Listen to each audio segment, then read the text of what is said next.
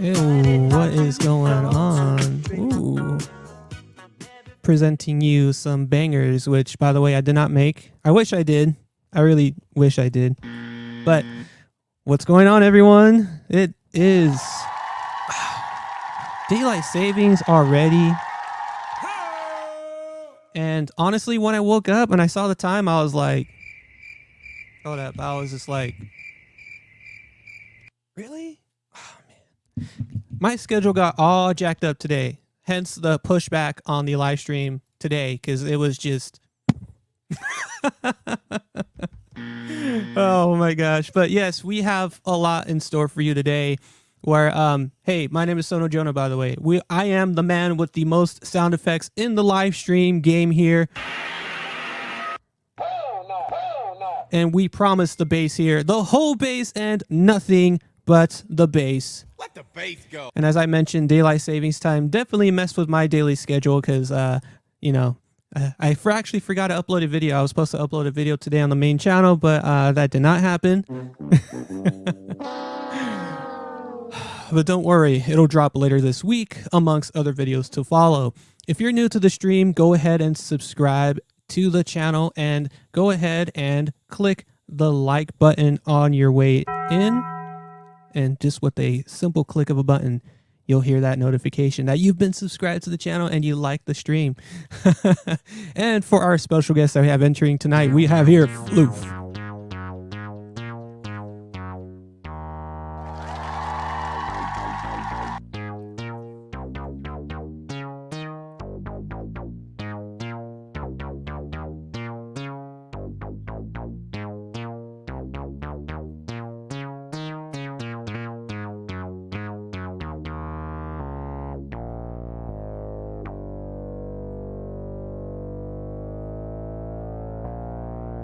How y'all doing, everybody?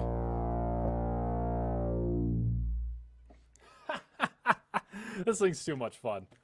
And I love how you ended with the regular show theme. That's great. Yeah, dude. Gotta lay it out how it is. Just a regular ass show here, no. Absolutely nothing weird. And since we're now joined together tonight on this live stream, do we want to cover some breaking news that just happened about a week ago? Absolutely. So get this. Sire changed their headstock on the new Sterling copies. And all I got to say is... I mean, okay, maybe not that far. I think the headstock is fine. It's like, it fine. Looks fine. Yes. It's not like it's wrong. It's right. just like... it wasn't what was intended. Yeah, I mean, look, compared to what it was before, compared to what it was before, it was fine, but I get it. Look, Sire wants to cover their ends, right? Because I'm pretty sure when it got word out, Sterling would have been like... So, yeah, I mean, I get it. But still, I mean, you kind of promoted it like this. We were kind of expecting it to be like this instead of that. I mean, and it's not wrong. It's the Sire headstock shape now, you know, like it's the one. I just think the 3-in-1 looks a bit more classic and true to what it was going for, and the 4-in-a-line is just like, you know, it's just kind of it's a small change, but in the grand scheme of things, it won't change much. Like, right. It's not like it's gonna be a huge tone shift or anything. It's just like, damn, like Ernie Ball really shut that down, huh? Right. They're just like, nah, we're not gonna allow this. It was kind of like a cease and desist type of style where it's like, oh hell no. They were they were just like perfect time. Oh yeah. Like I bet you when they saw that they're like, yeah, nah, dude. They were not having it. No. They were not there for it. They saw the headstock and went like, you motherfucker, that's like the one thing we have. No, but like, get this. Okay. Hold on. I had like lost my train of thought, but like, hear me out. Okay. So Wow, I forgot what I was gonna say. Hold on. Don't worry about it. Honestly. Ah, I have my own soundboard too with this funny Moog shit. Like it's like just what was it? speaking of that, how is it? Oh, hold on. That's it. It's a B flat. And the Moog is brilliant. I love this thing. Like, right, I never told you the story on it, I don't think. On how I got it. So the Moog has been it's the school's Moog. And for the longest time, like the past few months or so, it's been out of commission. Like someone broke like the keys, and it would basically you would tap it, but it wouldn't really do anything. And then only on some keys would it do something when you actually hit it. And I was like, I want to see if I could plug my bass into it and see if I could just circumvent it and use the bass as a trigger. And my professor was like, sure, okay, yeah, give it a shot. But I wanted to try and fix it first, so I looked up a couple of things on YouTube to see what was happening here. And I found a video that just resets it just factory resets the damn thing is pretty much what happens. Okay. And I did that, and it took me like 30 seconds, and it worked. All of a sudden, the thing was working like perfectly fine again, and my prize for fixing the Moog was to take it home.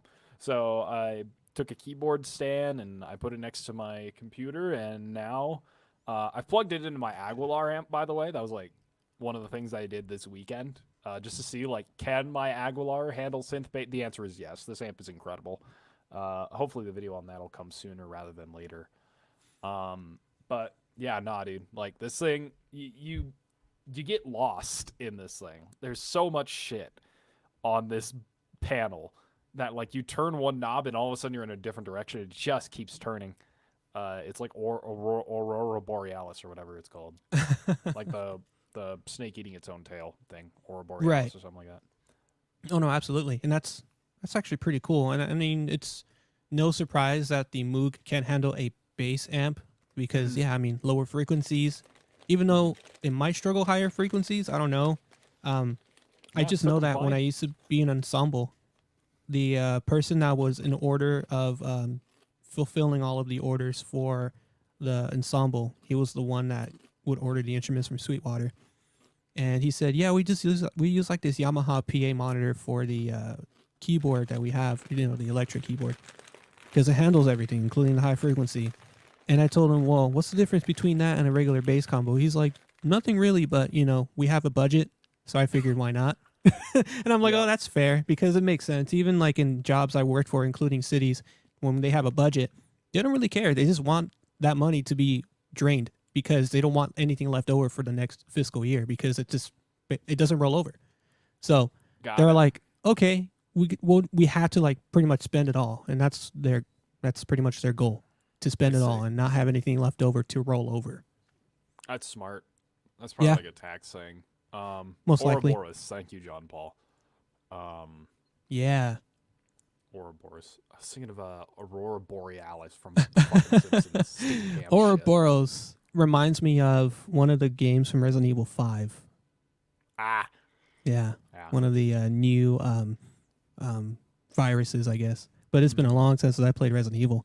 But so for Sundays on the live stream, we like to do a bit of a market watch to see what is new in the market for every Sunday that Reverb updates new used items as we make our way to our main event of the thumbnail, which I didn't even go over, by the way, because that's usually something that I talk about, more of a debriefing about it. And we already covered the Sire Travesty. Oh, it's not what they call it a travesty, but it was more like a Sire update of, oh, they changed the headstock. And because of that news, unfortunately, since that had happened, the release date got delayed until April. So I got that unfortunate news because I did place the pre-order. So instead of these Sire coming out this week, because I was supposed to expect it this week, it didn't. And it's going to be delayed till April. So I'm waiting till April for that newly designed headstock from Sire. Yeah. And Yeah, we'll definitely get it opened and ready to go for the channel to review because I ordered the Z7 and Z3 together. So that's going to be a double box opening when that comes in. So I'm looking forward to it. Hell yeah, dude. That's going to be awesome. But anyways, today's main event, we do have a rather controversial hot piece on modified instruments flooding the marketplace. Is it worth the inflated price for a tricked out bass? We'll get into it later, as Floof will also weigh in his opinion on the subject matter. But yeah. Oh, I've got some fierce fucking opinions about that shit. I will hold nothing back. Oh, hell yeah. I like to hear that. All right. So what we're going to do is we're going to do our reverb anthem that we do on the channel. So, oh, boy. Yes. We're going to go ahead and do this.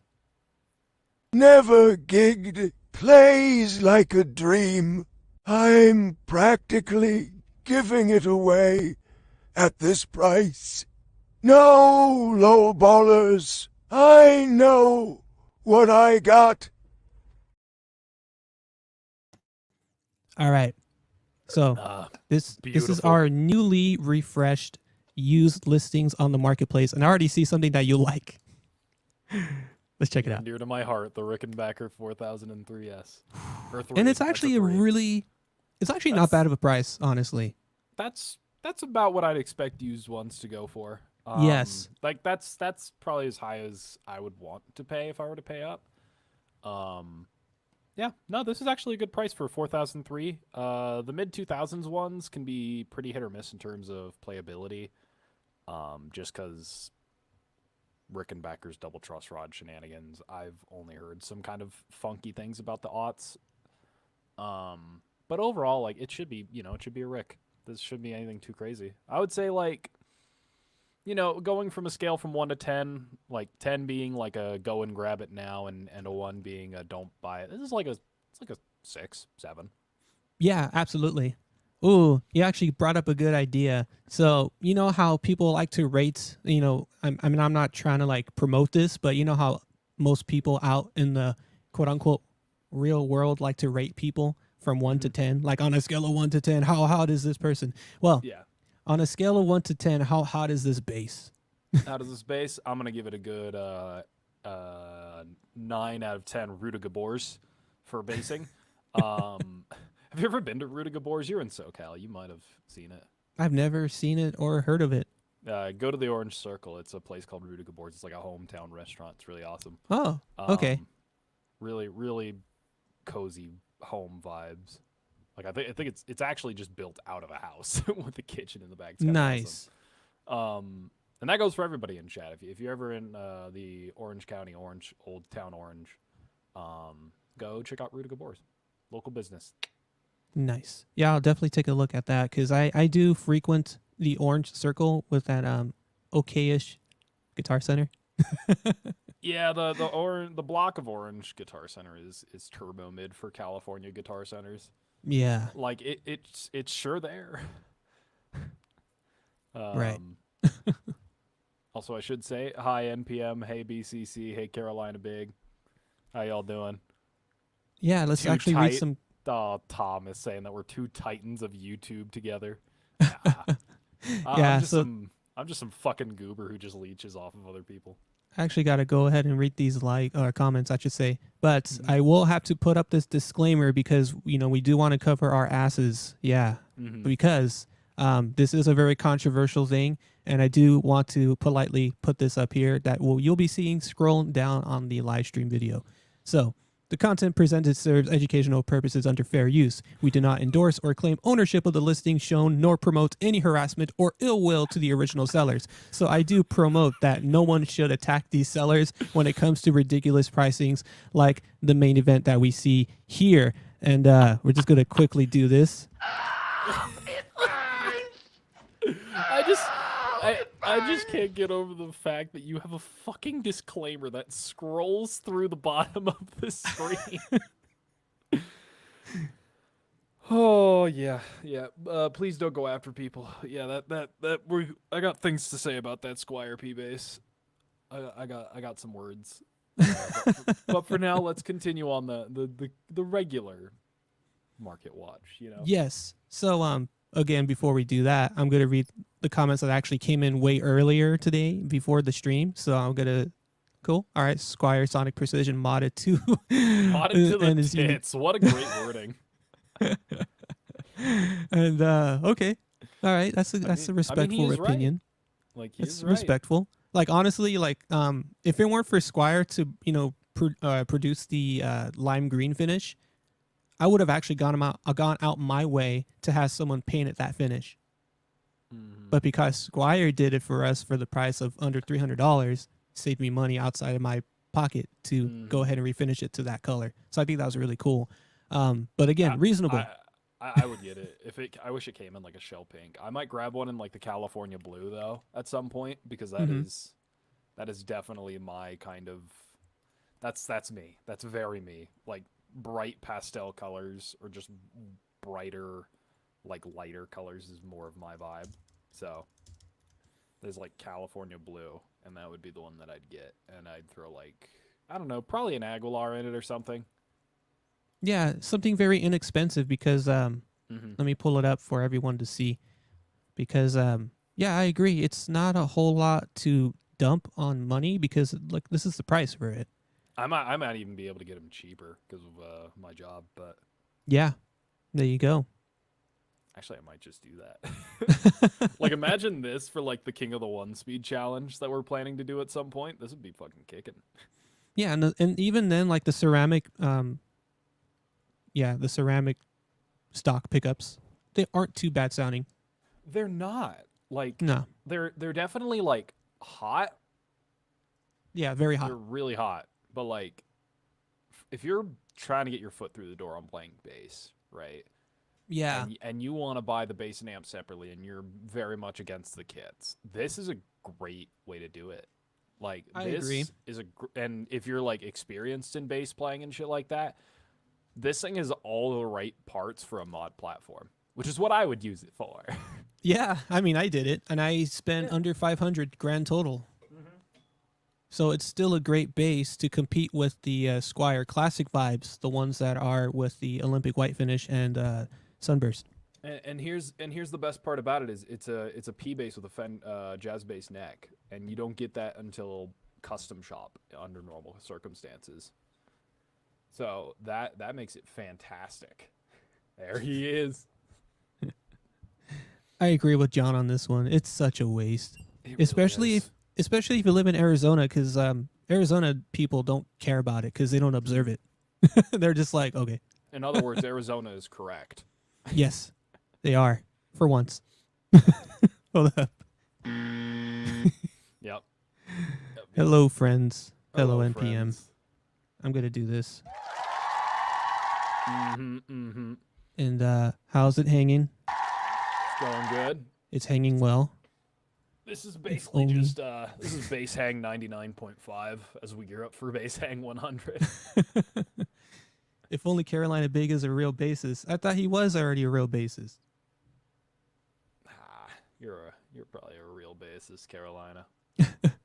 I've never seen you play, but you know. Oh man, we're Titans up in here. You hear that? We're Titans. That's what I was thinking. Yeah. We're two Titans up in here. This guy, let me just say, from the profile picture, if this is what he looks like he plays bass. Fucking long ass hair, mutton chops, and a like mustache, but skips the beard. Like, yeah, no, you play bass. Not gonna lie, he can pass off as a great Motorhead tribute band. Dude, yes. Heck yeah. Actually, And that's a compliment. You should buy the Rickenbacker we were looking at. Yeah, that's right. Get into that Rick that we just saw earlier, and then boom, you got yourself a Motorhead tribute band that you could potentially market off of that and get paid gigs for that. See, look, we're already setting you up on game, and this is free. No paywall behind it to tell you what you can do in life. This is literally it right here. Like, game recognizes game, bro.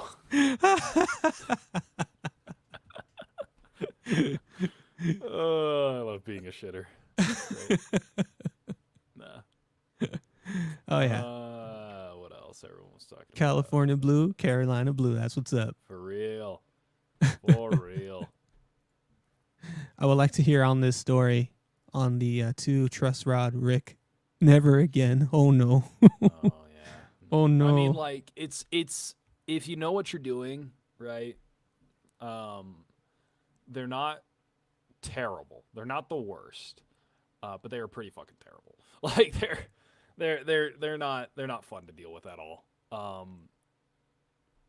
People that are against Rickenbackers make it seem like it's the worst thing since sliced bread, when in reality, at worst, it's just a really dumb design in the instrument. Absolutely.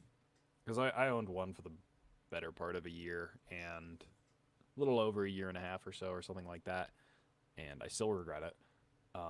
But like it's more just really annoying. Like that's it. So it depends on who you talk to, though. I've heard some horror stories. Yeah, that is true. Especially from luthiers that would go about like having them in to repair, and they're just like having a busy week over this Rick. And I'm like, okay.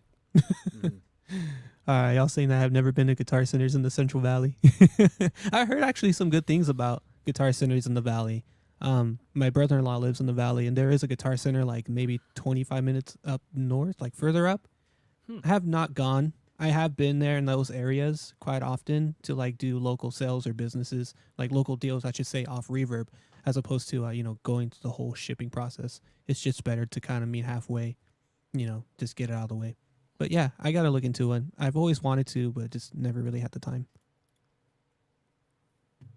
Truss rod in your big boy bass is seized up, so it's in the shop, and you're having the truss rod blues. Oh no. That's tough. Yeah, especially when it's a bass that you want to play a whole lot of. Yeah. I mean, just any bass. The truss rod giving out, like that's not cheap nor easy of a fix. Like if your pickup shit the bed, that's easy. Like that's new. It's a little expensive, couple $100 depending on the bass that you bought it for, but it's a soldering iron in a day, right? Like it's nothing too terrible. Your truss rod's in the wood. You ain't getting to that without taking some things apart that shouldn't go apart normally. So Yeah, and it's funny you bring that up because the video that was supposed to drop today was pretty much me talking about new necks to like, oh yeah, sometimes it's just not worth fixing a truss rod because it's going to cost way more than what you would pay for just a brand new neck, replacement neck that is. So that's going to come out Thursday because yeah, I did talk about it in the beginning of the video, and then also having you guys see the installation of the new neck on the Antigua, which is right behind me with its new neck. I was about to mention, is it that guy in the corner? Yeah, it's just creeping in the corner with its new neck, and it looks so good though.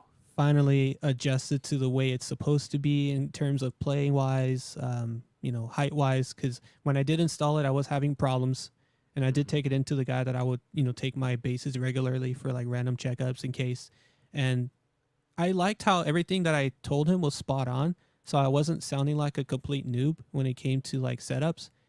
And I thought my eyes were playing tricks on me because sometimes when I see necks, they tend to like do this weird bow or like a dip. Yeah. And that's what I saw on this neck behind me. And I thought, oh, I hope the neck didn't just come in like damaged or it just, the guy sold me a dud. But it is just how it is. And we were able to kind of counteract it to make it look like it's leveled. But it still has some defects, just not a whole lot to a point where it's like you can't fix it anymore. So it's good. It's good. Yeah, that kind of thing's pretty normal, honestly. Yeah. I see it a lot. I'm around basses all the time. I like to check them for this kind of thing, mostly because at Guitar Center, they don't like to usually set them up out of the box most of the time. No, yeah. Unless it's a really expensive instrument. So a lot of the cheaper ones will come in and like it'll look like the neck has already been out for a while on a lot of these cheaper ones.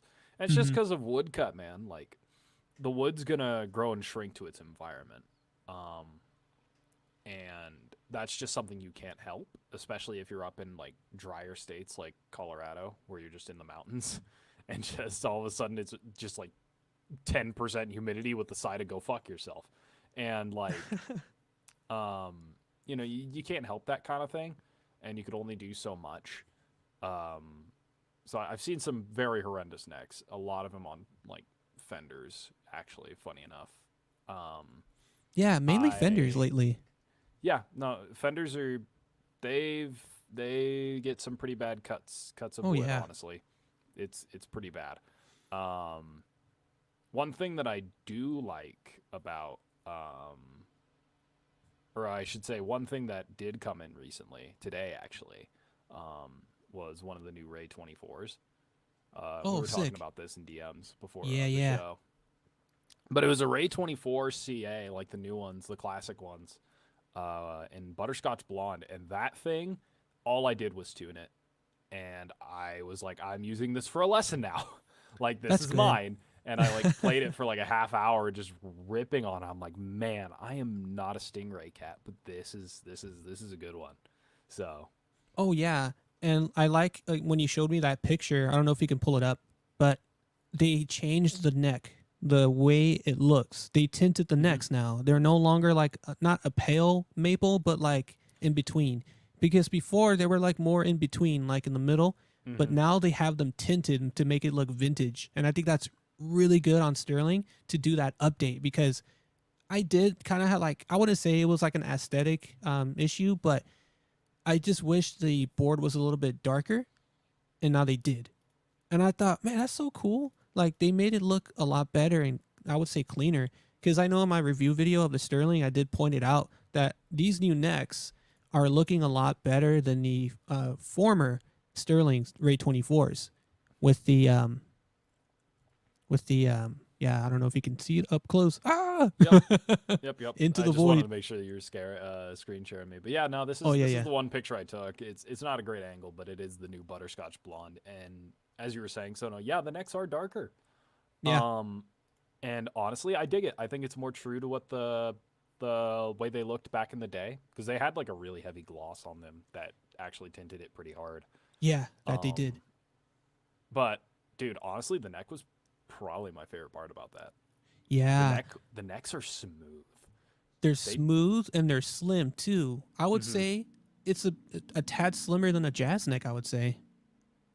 Like nut side Yeah. slimmer or like backside slimmer? Because I felt like they were chunky on the back, but they were slim on the nut, which I Yeah, like. yeah, slim on the nut, but like somewhat chunky on like past the 12th fret.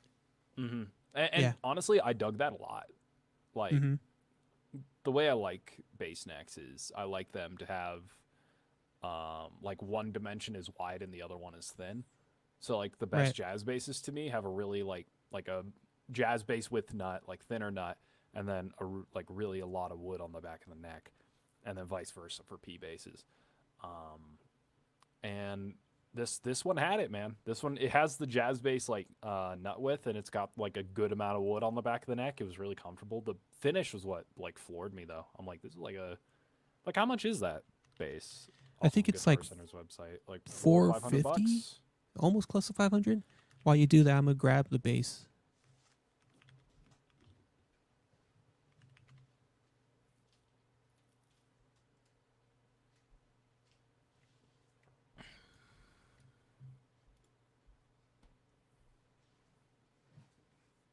Yep. So, pretty dark. Yeah, $550. And honestly, like Just like it was. $600, it's pretty good. Like I think they're good for the money. So Oh yeah. If you do buy off Pro Audio Star like I did with this one, I spent $350. nice. I wonder Yeah. what my discount could get me on that, because They should. yeah, because like imagine that, but with flats. But I'd probably want to get a white one. That's actually a good option. I do that. Oh, the Antigua Jazz. Yeah, I kind of dipped into the comments and I was like, "Oh, people want to see it." Okay. Yeah, yeah. Oh, it's so IMA. That's so fresh to death. I should just keep like making thumbnails of this until Ian Martin Allison recognizes me. I love that.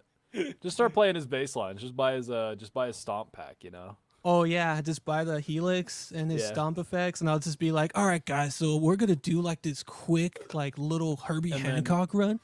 And then just like shave your head and then slowly become him. I'll buy a bald cap, and then Beautiful. wear like his hat or whatever he wears. Yeah. And I'll just be like, "All right, guys, if you go on my website, I got like a Helix stomp." package that you can get on sale. Yeah, I love Ian Martin Allison though. I love his playing. The Yeah, stuff he does with dude. Josh Hutchinson is fantastic. Dude is a giant too. He's like really tall, isn't he? I know. When I saw him in person at NAMM last year, I was like, man, that's him. It's like, damn, you tall. Ooh, Travis Williams has a good question. Okay. If you want to highlight that, are either of you guys as excited for Sire's Fodera, which great name, as Bully is? I am. Yes and no. I would not say I'm as excited as Bully, mostly because I can't afford it. But even if I could afford it, it's just not the type of bass I would reach for.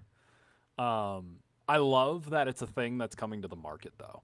Like, I think that kind of, like, the idea of it being a Fodera, that's a Fodera-styled bass for, like, under $2,000.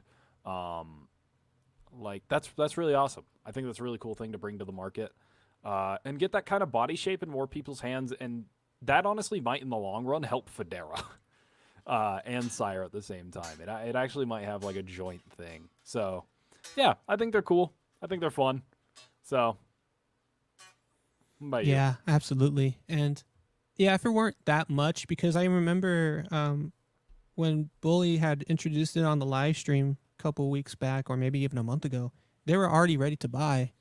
But because they got ran out so quick, now it's like all up in the air of whenever they restock them. So yeah, that just goes to show you that people were really excited for that model or that body shape.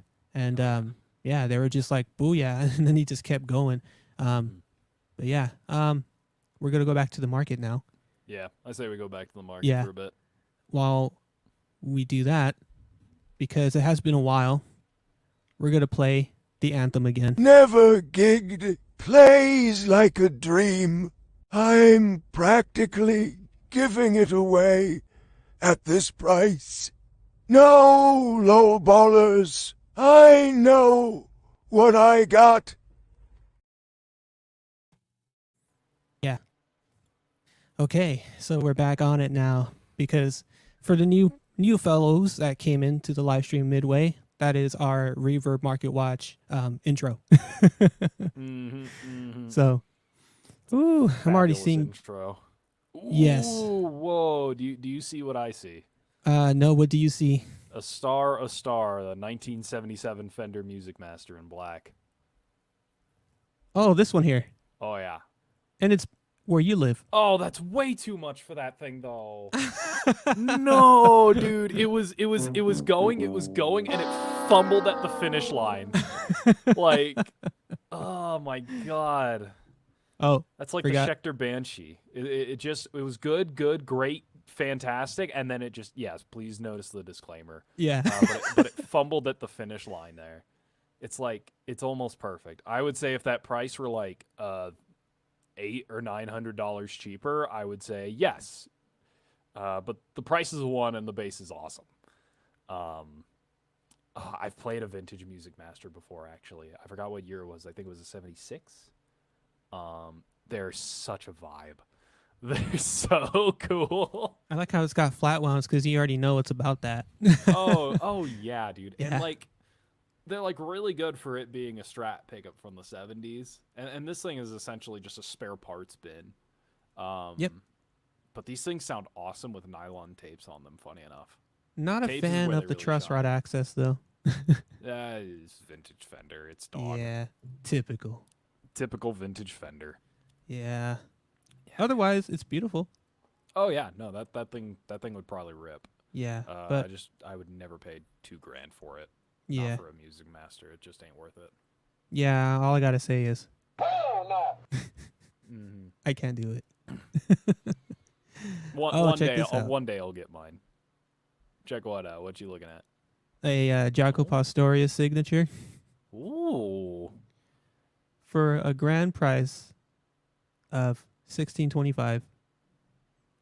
Why is that a better price than the Musicmaster? I know. I mean, half and half on this one because, like, I don't recall Jaco playing a Paul Ferro fretless neck though. Mm-hmm. Yeah. Yeah, he did. That's the only thing I don't like about these. It's like I don't know. And then that, I don't know, like, Yeah. I don't mean, want to rip on the like, seller, but that photo, man, you gotta. he's got the right spirit. I'm not gonna grill him for the Yeah, photos. it's all good. Is it a made in Mexico one or is it a made in the U.S.? I don't believe they're made in Mexico. They're made in the U.S. They usually say at the headstock. Let's see. I'm gonna keep clicking fast. No, I don't see it, but I'm pretty sure it's a made in U.S. I can go to the Fender website real quick though. So Fender Jaco bass. I have a feeling it is a made in Mexico though, because something tells me it is. Yeah. Let's see. Oh yeah, no, yeah. Hold on. That's got to be made in the U.S. Let's see. Yeah, I would say made in the U.S. Yeah, I would say made in U.S. Because I don't see anything here. Usually, with, like, for example, the Geddy Lee, it would say it's like, USA Yeah. like that. Which, funny enough, okay, let's see if this works this time. Because a few months ago, Fender didn't have this on their website. So let's see. Okay, now they got it back up. Yeah, okay, good. Yeah, it was weird because I thought Fender discontinued the Made in Mexico Geddy Lee jazzes. I was like, oh no, everyone. Yeah. If anyone wants to Geddy Lee, buy a Made in Mexico one now. Okay. Ugh. Check this out. Those made in Japan. Ugh. Oh. Man. Nah, you got to do it for the pink aesthetic. People are wanting to zoom in on the headstock. Actually, I think that's a real Fender though. Guys, just cuz like sometimes with the heavier gloss stuff, it does have a tendency to actually look like the stickers popping out. That's something I've actually seen before, and that one obviously is like a vintage style of thing. Oh, fantastic. It's actually just zooming in on the photos down below. And Yeah, it doesn't really affect. I can just exit out of the. Yeah, let's do this. It's still doing the same. So awkward. Don't you just love HTML or something? Yeah, I gotta love this website browser. Oh well, it is what it is. That's all we can do. I'm This is the pretty certain best. that's real though. It's just so the decal can sometimes look a little bulgy from the finish. Depends on the finish though. That's not completely uncommon. Yeah, let's not go there. But let's talk about this Dean. God. You play in a high vis band. Everybody is high on LSD on stage, and it is noise rock. So you bought the loudest bass that you could buy. Oh, reading the Loudest description, apparently this is operated by that Empire Music. You know that dude? Yeah. Yeah, that's pretty cool. Well, that's good. Yeah. Support Empire Music. I actually dig their videos. They have good videos, man, and they're like good dudes on the other end too. Yeah. Look like it at least. They even have flexible payment options too over the phone. So like if you ever want to do business with them. I've never done business with them. I would like later down the road when I'm financially stable. Yeah, but me too. Their lowest stuff is still out of my price range. Yeah. And they're a Fender custom shop dealer too. So even if you want to like go through a Fender shop or you want a custom Fender, you can just let them know. You know, I was talking about Fender custom shop today with folks at work. Oh yeah? I've tried like a couple of Fender custom shop basses, but my the lessons manager at the store that I work at has tried a bunch of Fender custom shops, Gibson custom shops, and PRS custom shop stuff from the store that she used to work at back in Texas. The amount of like just fine instruments that you would get from the Fender custom shop is pretty surprising. Like I don't think there are any duds coming out of the custom shop, none that I've tried at least. But there are a lot of basses and guitars and shit coming out of the Fender custom shop that are just kind of like, like Yeah, they're kind of you mid, kinda aren't don't they? care. Like, yeah, you just don't care for them. Like, I once played a gold on gold Fender custom shop P bass. Actually, it's when Maggie and I started dating. It was like one of the first things we did together. And like, it was fine. I thought it was cool. It was like one of the first custom shops I ever got to play. It was really cool to have that opportunity. And that was it. Like, Yeah. like outside of the opportunity to play one, it was just kind of fine. I didn't care too much about it. I just thought, like, it's Yeah, it's something that you don't take home with you and dream about it. You know what I mean? It's kind of Yeah. like you had the opportunity, and then it's just like you don't have the lust for it to own it anymore or to really want it. You know what I mean? Because I felt like that with a lot of boutique instruments too, like the Marquisaic or whatever, Fodera being another one. Like a lot of those boutique brands, even like this year at NAMM, there were a bunch of them. I didn't really care for it. And to me, it wasn't really like my mindset to kind of cover them. You know what I mean? Because to me, it's like covering a boutique instrument to a couple of people that don't have the finances for it, and myself included. Yeah. To me, I don't cater to that audience. Like, Yeah. I cater to the people that actually want a deal out of an instrument or want to look for something that is not very expensive. Hence why I don't review a whole lot of expensive instruments outside of the Geddy Lee. And even then, when I did promote the Geddy Lee on the review, I also mentioned that they're very cheap used. Matter of fact, half price they go for used, and it's a deal. And even I show it too. Like, I show the receipts where the one time, because technically this Geddy Lee behind me, that's my third one. Because I had two prior, but I sold them. The first time I bought it at a Guitar Center used for $1,100. That's pretty good. And then the second time around the same price too. And then I was like, you know what? I actually really like the sound of it and how gritty and growly it sounded. Let me just get another one. But this time I actually bought it brand new, like sticker price new one, which was like, I don't know why I did it, but I did it. And I don't think I can see myself selling it anymore because this is my third one. And if I kept going back to it, that tells me that I liked it. Like, I really liked it. So I don't want to make the mistake again and get rid of it. Even if the Antigua outshines the Geddy Lee, I still don't want to I still don't want to get rid of it. Yeah, So- honestly, and it's going to be the same for me with a Rick again. Like, I want to find a nice, pretty lightweight Rick that really does, like, kind of do what my old Rick used to do, which is just play, just out the ass. Even by accident, it would just play, and I'd pay sticker price for it, and I'd go. So I resonate with that a lot, because, like, if you keep coming back to it, you keep coming back to it, Yeah, and I can even say the same thing to the Sterling Ray 24s, because that would be my fourth Sterling that I have too behind me, because I had the butterscotch ones like 3 times. So I'm like, all right, for the white one for sure is to be kept. Even though I don't play it a whole lot, I think it's still nice to have it.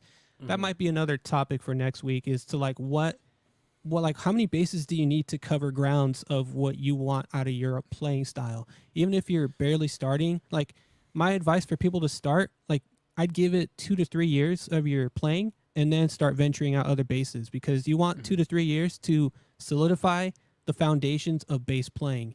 Once you have that covered, then you can kind of start venturing out to be like, okay, what other offerings in the markets are they offering? And maybe there's another instrument that can outshine my main one that I haven't been playing for 2 to 3 years.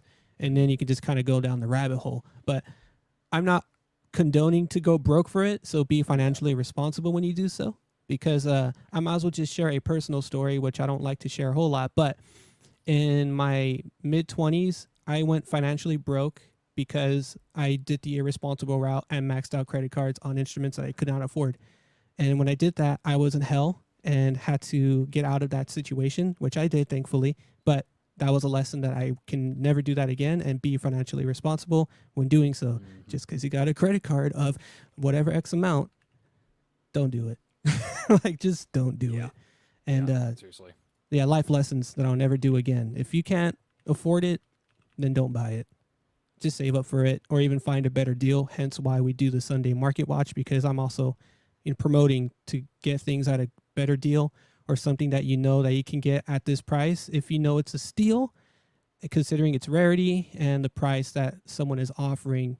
And sometimes there's even instruments that you know that it's a deal, and then the seller knows for sure it's a deal, and it sells literally within an hour or maybe even 30 minutes. Because I've seen basses even before going live, and I'm like, dang, that's awesome. And then sure enough, before I go live, it's already sold. Like, it just sold.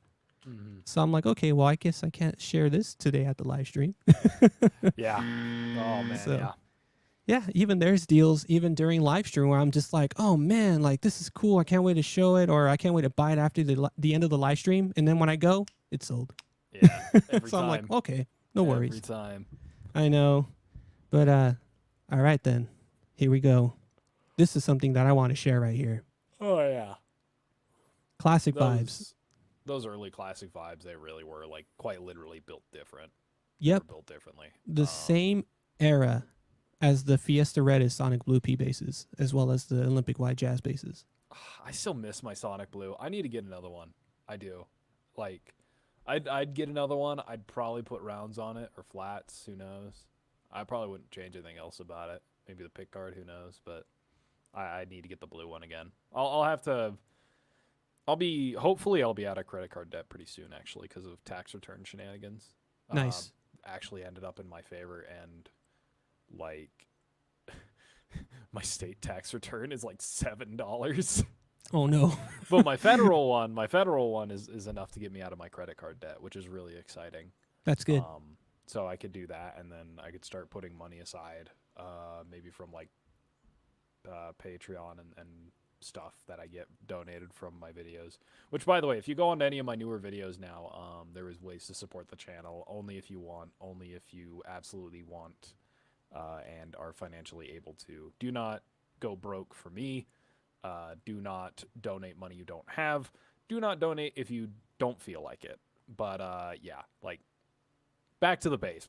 Sorry, I felt like I had to bring that up because I realized I put out the video today and I'm like, oh, I didn't mention that. So I'll I still just need make to a see video it about after the tomorrow. stream. Yeah, no, I mean, it was a fun one. It's pretty short. It's like 6-ish minutes. Not bad. Yeah. I'm guessing Carolina already saw it because when I was saying things about the custom shop and he's just like the strings you reviewed, and I'm like, yeah, man. Yeah, that's pretty much exactly it. I'm glad you dig those strings. You know, I'm pretty sure they were good words, but I still yeah. have one. Yeah, dude, like, do you want the spoilers? Do I give the spoilers on the stream? I mean, the video's out. I'll leave watch it up it to you. later. You'll watch it later? You can message me about it. All right. I'll wait until you watch it. But, like, it's like, yeah, I'll wait until you watch it. I won't say anything. No worries. I hope this listing put out the picture of the bridge up close, because if the bridge has like that brass saddle, then that's when you know that's the vibe. Those look to be those are chrome saddles. Oh, even then it's still whatever at this point, because you know you could buy brass saddles pretty cheap. Yeah, Wilkinson's off Amazon for like under $20, right? Yeah. Like, aesthetically speaking, like, people can castrate me for this, but I would prefer a Wilkinson's bridge over a kick-ass bridge. Yeah. No, like, yeah. Over the aesthetics, like, aesthetically, the Wilkinsons. Yeah. If but you're going tone, for the aesthetic, I would still go for Wilkinson, because I really don't hear a difference. Because you know how there's videos that say what is the best bass bridge for a good sustained tone, where I'm just over here like, I don't hear a difference. Yeah. It's kind of like the whole debate of rosewood versus maple, which, spoiler alert, that's going to be another video coming out next week alongside the demo version of the rosewood neck that is on the Antigua, then the former maple that was on the Antigua. So that's going to be a video about that this week coming up. Yeah. I wouldn't say I'm a firm believer, but I am a believer in tone wood. But like, when I say I believe in tone wood, I mean I believe that it makes the smallest minutia of a difference possible.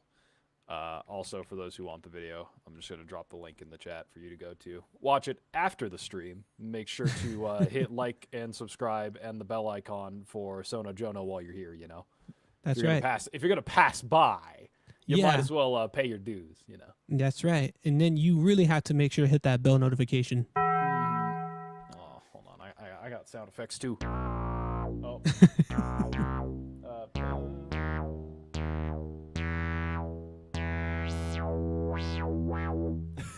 There it is.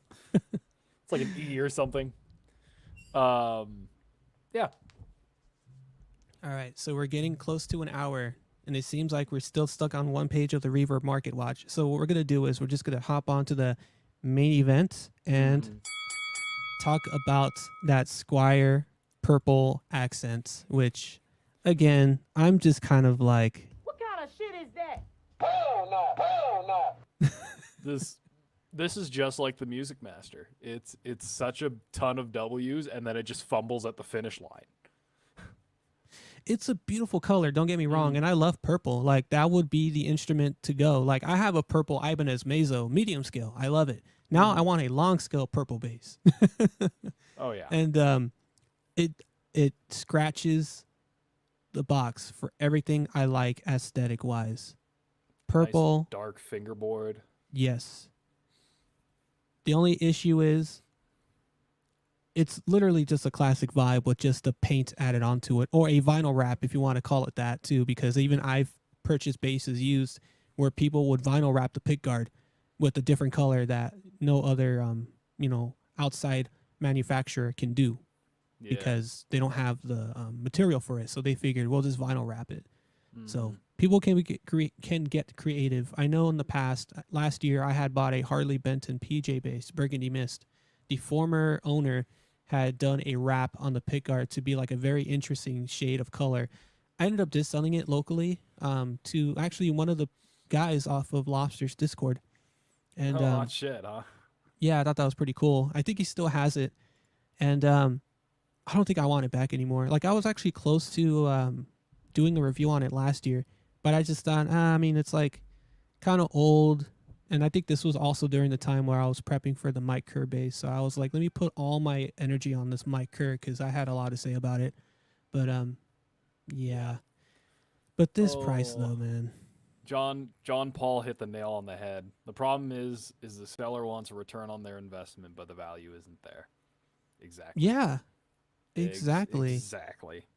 Yeah, and that was what I would way I would word it too. That's pretty much how I was going to finish it up too. Like, look, it's cool that people can have their opinion on pricing an instrument, but like, let's say for example, because funny enough, I actually was going through my old Talkbass forums that I used to post, and I did something similar about this 2-3 years ago about, talking about this subject.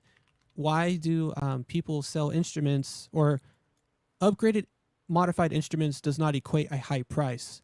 No. And I say this with a very heavy opinion on this because, let's say, for example, I have a Squier bass, Burgundy Mist Affinity Jazz bass.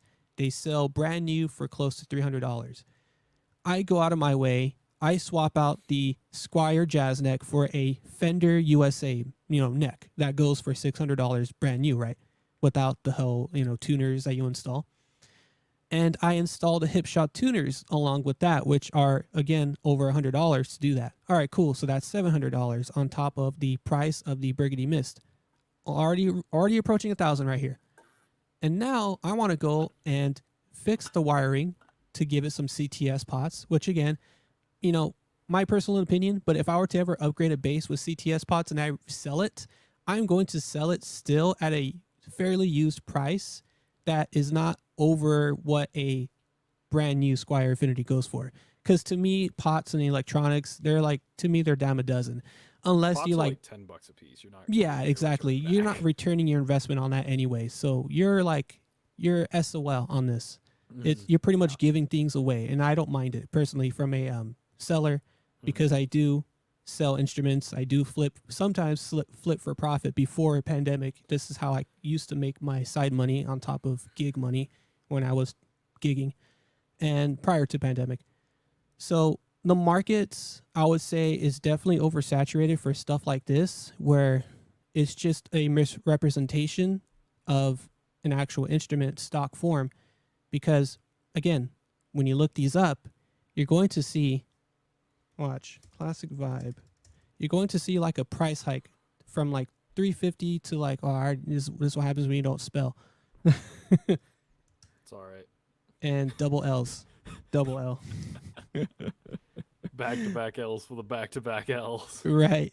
But, you know, you see like this, for example, where there's like, all right, here's an estimate of this is what they go for brand new online. And then you see like huge listings that go like, whoa, like all over the place. And then you have people that want to sell the instrument for a higher price with an additional pick guard and like other add-ons. That to me, it's like, okay, well, that doesn't really add, that shouldn't add on top of the value than what the bass is actually worth. Yeah. You know what I mean? But again, that's just my opinion. People misinterpret interest for value. That's they think interest adds value. It does not. It just adds interest. Like yeah, if you throw a gig bag in, like a nice gig bag with like your thing, I'm not gonna change the price if it comes with a gig bag, because gig bags are not that hard to come by. They're not super expensive. It's just a nice little add-on for somebody to feel like they're getting a better value. It's a way to sweeten the pot for you to sell your thing a little faster, as much as it is like it's not a value thing. If you think you're going to get a return on investment for your $30 Gator bag, no, you're not. Like if you have a bass, let's say you get a Squier P bass, right? Squier Classic Vibe P bass, standard color, sunburst, whatever the fuck may have you, and you put very nice Aguilar, like 60s P bass pickups in them, right? And that's like $150-ish or maybe something like that. You redo all the pots, you're like an extra $200 in on this bass, right? Like all in. It does not sell for an extra $200. If the used price is $350 and you do those upgrades, you sell it for $355. Like right. Yeah, it's kind of like, because there was a listing that I've watched a couple times that would pop up. This is the one I was going to show you. This is actually a good example. That's cool. So I remember watching this. $700 cool. Yeah, I remember watching this and I'm like, oh, that's pretty cool. I mean, this is the OGs from like 2008, right? But of course, the reason for this 700 to being so high is because the original seller was including the hard case. And I thought, okay, that's understandable, because hard cases, you know, they're like $100 or maybe even 200 depending on the material and brand. You can tell this is a tweed case. So these tweed cases would typically go for like what, almost $300, right? Depends on where you get them from. True. But of course, you know, he mentions the upgrades. I mean, hey, look, good for the seller that he sold it for the price he was asking, because I recall this was a firm price. There was no offers to be made. It was just strictly this price and this price only. And I get it. Somebody was willing to fork over that money for this nice looking bass for 700, which again, you know, props to the seller, because he made his money. He made his quote unquote maybe return of investment, considering that he did mention upgrades, which were only just the pick guards and pickup covers and knobs. Like that's the only thing he did for upgrades. Which I thought, okay, that's very minimal. I don't mind it, considering that even these Sonic Blues from the 2008 lineup, they already had the bridge cover already installed. The only thing that was added on was just the neck cover, which again, it's valid. I'm not going to flip out about it and be like, oh man, this guy's like charging way more, like overpriced, because I mean, technically this is kind of overpriced, considering that these Sonic Blues, despite the add-ons that you see on the listing, typically go for like around 500. Yeah. Used. So I'm like, okay, but he just added 200 extra, considering that it was a hard showcase. And you know, I won't knock off this seller because he offered free shipping. So that's actually not bad of a deal. Would I fork over 200 extra for it? Me personally, I wouldn't. No. It's not worth an extra $200. I think if you're throwing in the hard showcase and free shipping, you could do like $100 if it's Yeah. a really nice hard shell case. And this Oh, looks yeah. like it's a pretty nice hard shell case. Also, Carolina Big, there is absolutely nothing wrong with gator bags. I'm just using it as like a thing. Oh, yeah, I love actually, gator use bags. one.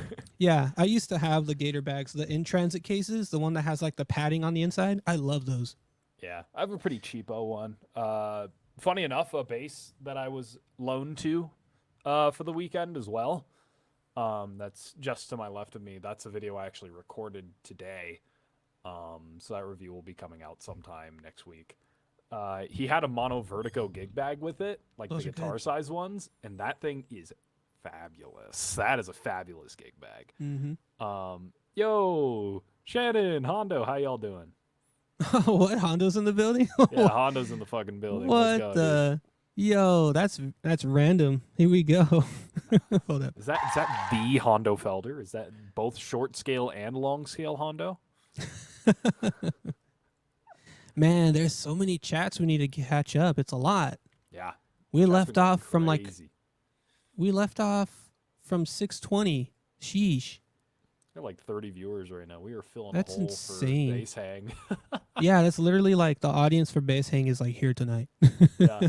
It's like you guys needed an itch scratch. Jesus Christ. Right? Oh, nice. You got the same bass in green.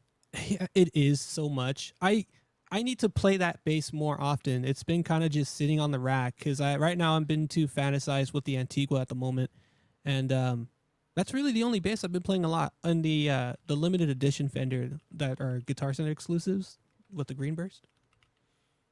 That's one of the other basses I've been playing a lot.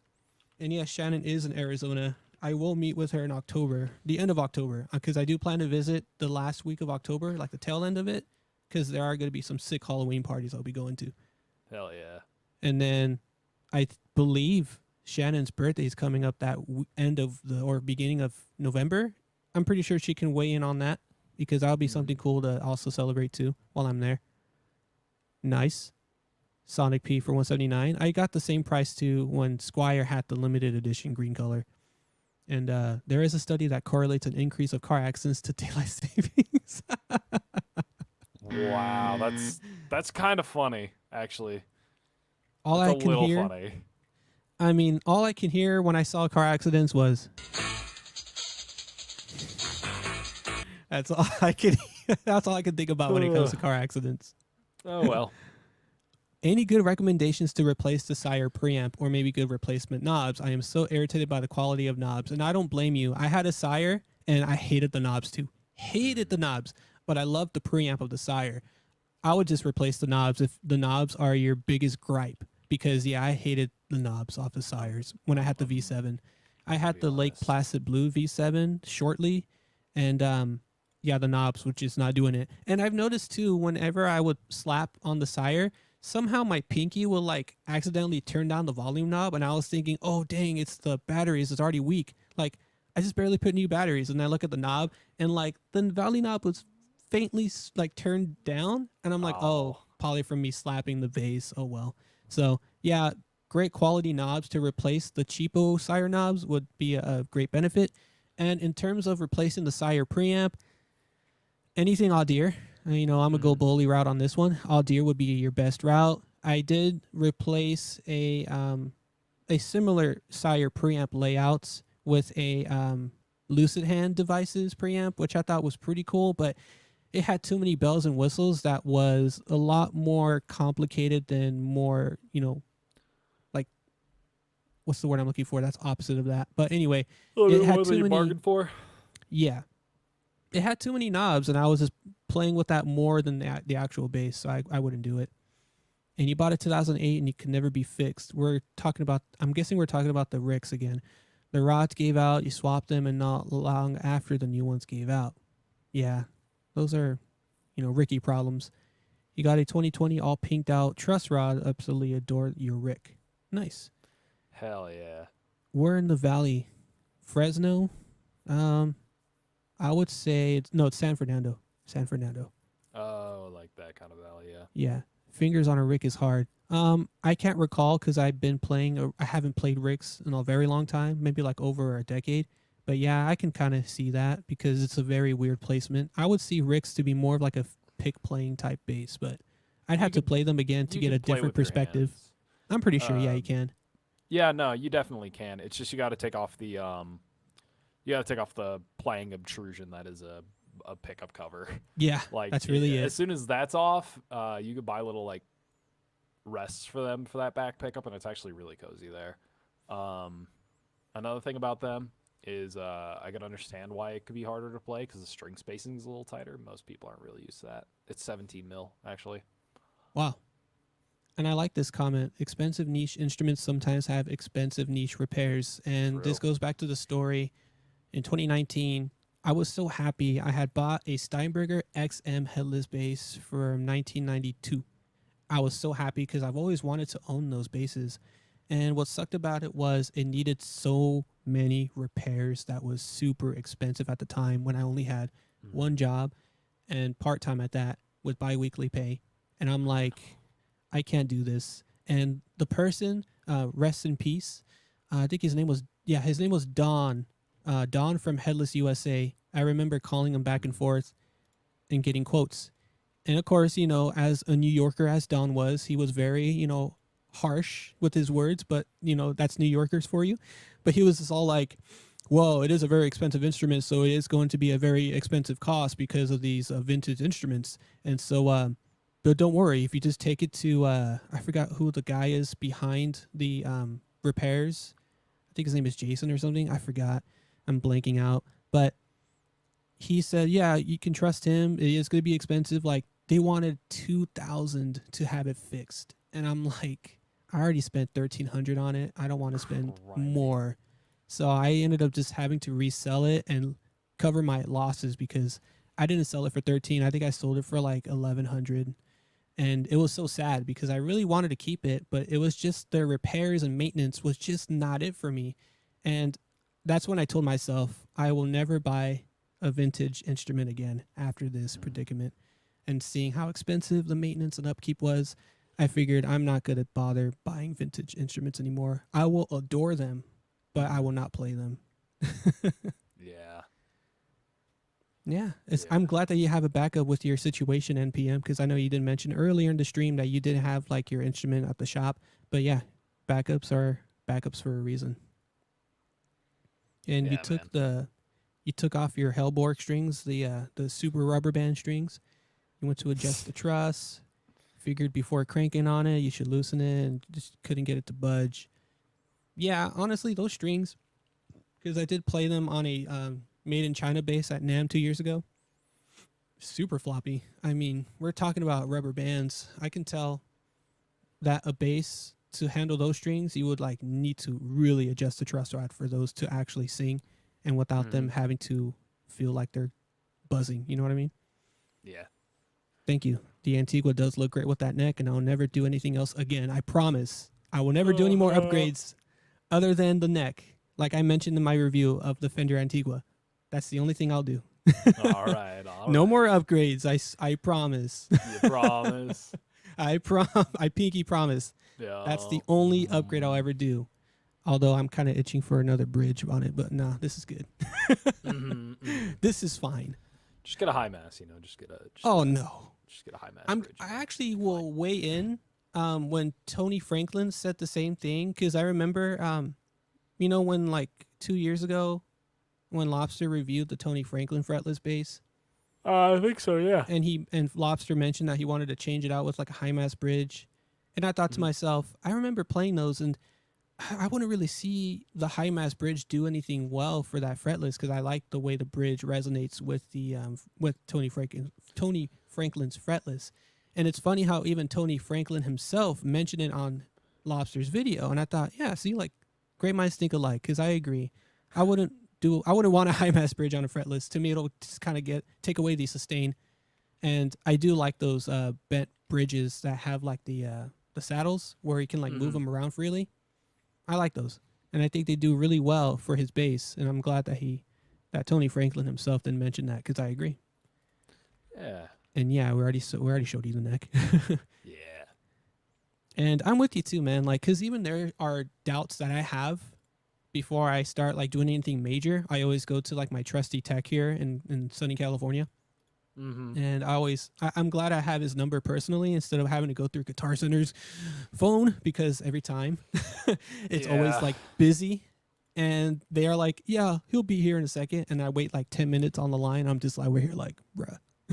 So I'm glad I have his number personally, and I would just message him randomly with like the craziest ideas I come up with, and he's just over here like face palming. He's like, you can never let bassists just be, don't you?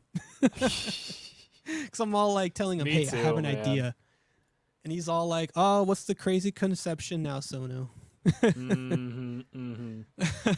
What is the crazy idea of today? Pretty much. And yeah, that was the one that we talked about actually.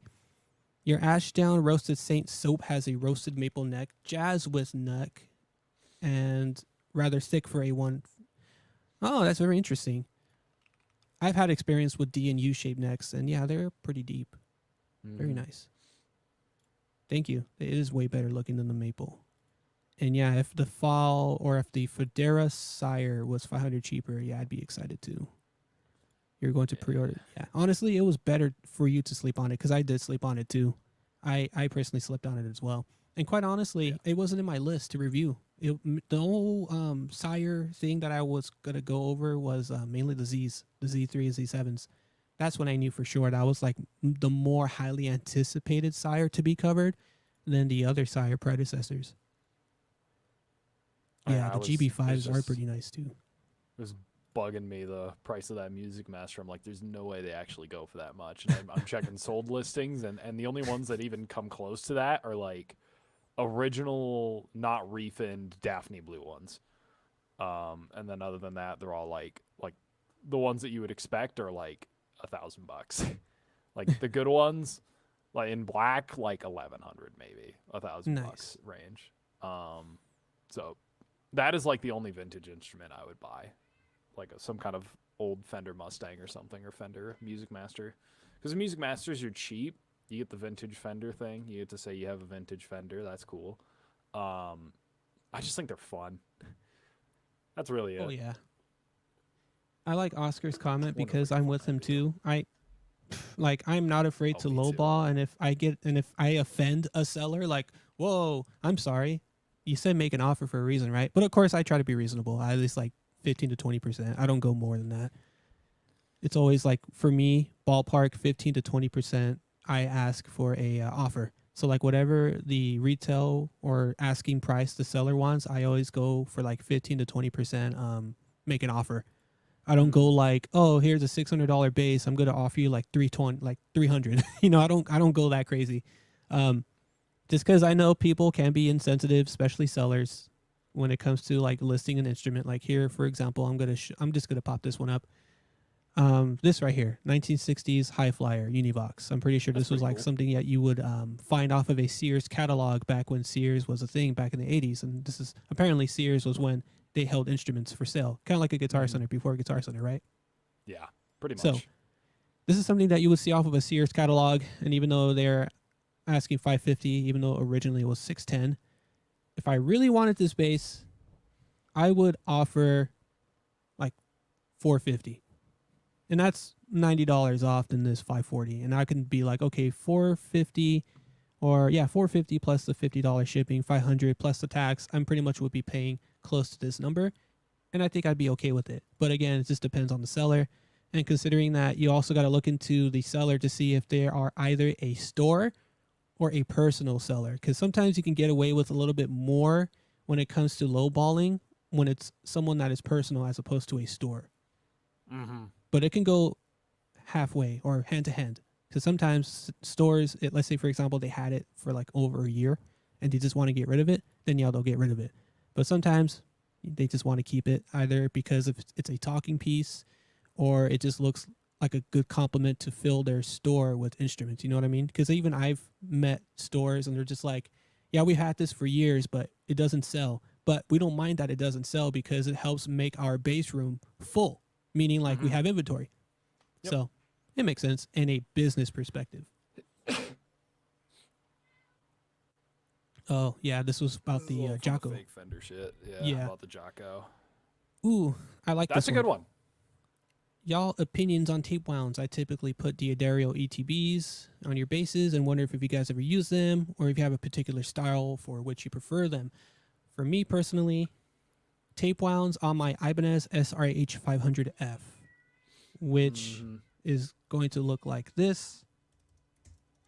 And for some reason it didn't register. Your cat's going crazy. Yeah, he's upset. He's supposed to be fed by now technically, and now he's not because of daylight savings. Oh You get to no! learn See, about even being ruined by daylight savings, Bocce. yeah, even even your cat's like, I hate daylight savings. Yep, everyone does, even Bocce. But oh yeah, you wanted you wanted to send that for not this one. I saw the video on this one. This one sounds great. This it one, does. This one. this Right one you wanted to send to me. yeah, this is the one I'll send you. Yeah. But this one, yeah, I heard some sound samples too. To answer the questions on tape wounds, depends on the bass. I think on some basses they sound fantastic. I think on fretlesses in particular, I'm going to hard agree with you. They sound awesome. Yes. There are some short scales that do the tape wound thing really well too. Yep. Like actually like a Hofner Club or something. Oh yeah. Or like old Musicmasters or old Mustangs take them very well. It's very bass dependent, but when the sound is right, it's very right. Because tape wounds have a tendency to be like flat but percussive. So yeah, it's really really good. Mm-hmm. And when I do get my hands on this bass, I will definitely slap tape wounds on this one because when there is a video from Bass the World and I did see it. Yep, that's what I tried very hard not to get triggered because that title was very I wouldn't say clickbaity because like everyone does it and I get it in a YouTuber perspective because even I do it too, so I can't say anything because I'll be hypocritical about it. But it did not sound like a fretless considering that title was saying, does it sound like fretless? And I'm all like, no, it sounds more like a hybrid. We're talking like acoustic almost realm, but with magnetic pickups. So yeah, I'm actually looking forward to grabbing my hands on this one maybe in mid-April. So that way I can do a full review and then also do a string review with the tape wounds installed on it because I do strongly believe this bass would benefit with tape wounds as opposed to the flat wounds that are stock with these Ibanezes. Yeah. And my opinion still stands on this bolt-on neck because even when I did play it at NAMM, it was rather difficult to reach these lower frets when that bolt-on was on the way or in the way. And so, yeah, I'm going to have to talk about that in the review fully when I have this bass. Maybe my perspective will change the more I own it and play it. But I love it. I love it. That's all I got to say. I just wish, again, the only thing they did was to adopt the same neck profile that they did on the Portamentos with this one because I think it would have been a great seller or it would have been a great bass from Ibanez this year. But it missed the mark for me, and I already practically gave away the review. But no, like play wise, yeah, I'll just go through every configuration minus the EQs because it can be rather tangent, and I'll just go over like the highlights of this instrument. But yeah, I look forward to it, and I also look forward to doing a little back to back of this one versus that one, even though they're different. But it'll be nice to hear that perspective. It's like, do you want to buy these used for around this price, or do you want to save up a lot of coin and go with this because you also like to have the add-on options of the double or nothing factor? Yeah, because this one is just purely piezo. This gives you the option of both magnetic pickups and a piezo. So best of both worlds, I should say. And I have to play it again because I do have ideas to mod it in terms of replacing the stock Nordstrands for like actual Nordstrand pickups, which by the way, you can, funny enough, you can actually on the Nordstrand website, you can custom order a soap bar bass pickup for your instrument. So for example, I didn't know that. This here, they call it the jazz bars. Now with the jazz bars, you're basically able to take any of the jazz pickups that they have offered and have it in a soap bar version. So I can have the NJ4SE as a humbucker or as a soap bar, the vintage coils, the SV vintage hum canceling, or the 51J4S. Huh. So I can have any of these four in a soap bar configuration, but of course it's going to be a little extra. But yeah, you can do that.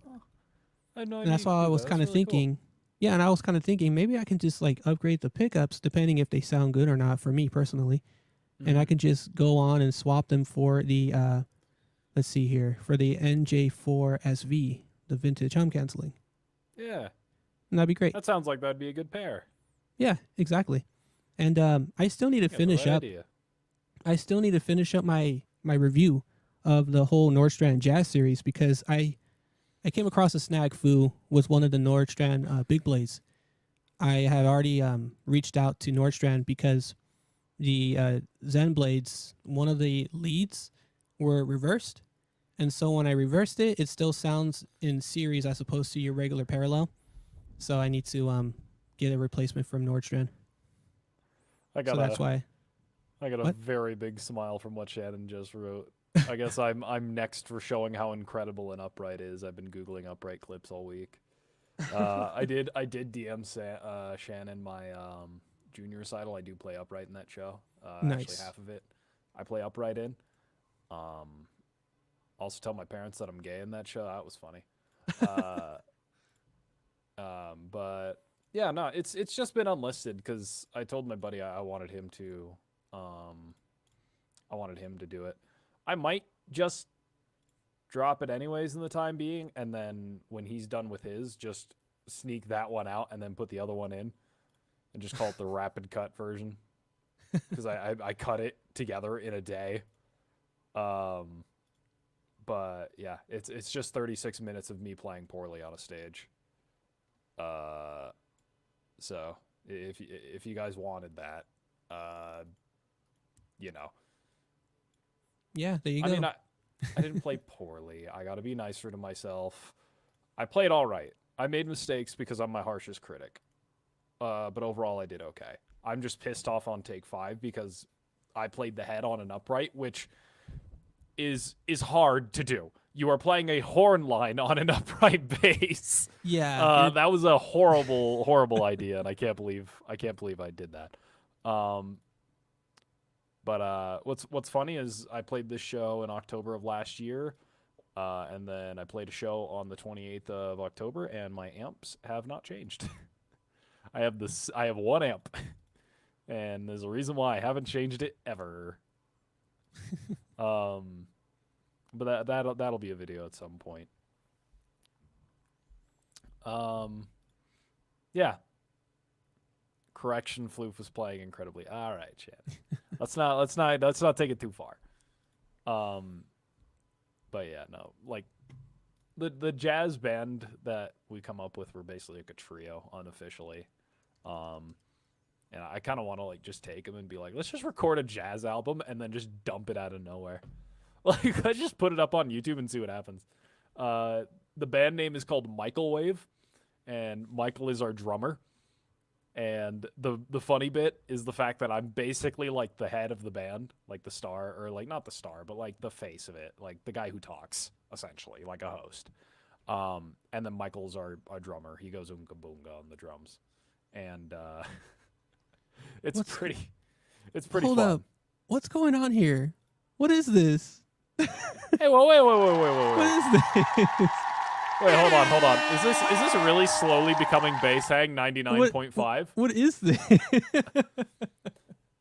Let the bass go. Oh, hold on. I can't hear myself, which means I'm not really playing to my ears because that's how my brain works. Let's see here.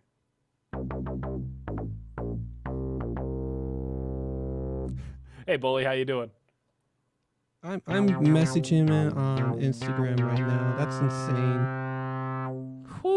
Let me return the favor he always does for me. And I'm gonna see if he shows up or not. It's all on him. Yep. Yeah, just put the ball in his court. It'll be his thing. But let me finish up a bit of the comments that I was shown here Yes, since it was Hondo. 30 minutes ago. Yeah. Wow. Paisley Ooh. finished Fenders. How do we feel about them? I love them. I've seen a reel, like I think it was 1968. Yeah, in the Guitar Center in LA, the one off of Sunset. Yeah, that makes So sense, especially I over saw there the on real one. Sunset. And it was flaky and it kind of looked like shit, but it was such a vibe, that old thing. I wasn't allowed to touch that one. It was like a $20,000 instrument. Yeah, I don't like giving that treatment too, because I went to a Guitar Center in Pasadena and they had a white Rick, and I wanted to play it so bad, and he's all like, "You gonna buy it?" I'm like, "No." Then I can't let you play it. I was like, "Okay." That's so douchey. And I was like, Fuck "Aw." you. I was like, My "No." store wouldn't do that shit. It would be, hold on, let me get the ladder because we don't care. That's like- crazy. They were asking $2,000 for it, and I was like, "Man, if I had $2,000, I'd drop it just for the fact that I would say I own a Rick." Do I play it? Sometimes, but yeah, that's all I can say. Do you play it? Sometimes. Mhm, mhm. That would be my great answer when someone tells me, "Whoa, you got a cool bass. How often do you play it?" I'm like, rarely. Oh, dude. You know what? I'm gonna pull this out on stream because I think it's a genuinely cool bass. There's a lot of good in this bass. This is gonna be the review for next week. For those yeah, who let's don't check it. know. This is a Schecter Banshee. It is essentially just a short scale P bass. But it's the first Schecter I've had in my hands, and it's been pretty fun. So I'm going to mute real fast, pop the cable out of the Moog and into the Banshee, and have a little fun with that. So Right on. hold on. And as that happens, I don't know how quick he is with this, but I'll play some funny clips since there wasn't really much of an intro that we did today. We just kind of like hopped right in. I'm back. Oh, you're back? Okay, you're Yeah, fine then. yeah. Yeah, fuck me, right? Gotta hit the instrument button because I turn off the instrument button on my Scarlett, because if I don't, then you know it gets pretty tough. It's gonna 'cause go the Moog burr, gets loud. basically. Yeah, the Moog has a ton of hiss, so I try to dumb it down as much as I can. But like, actually, let me play the head to take 5 for y'all. That's Yeah, go that's ahead. a fun one. I'll mute.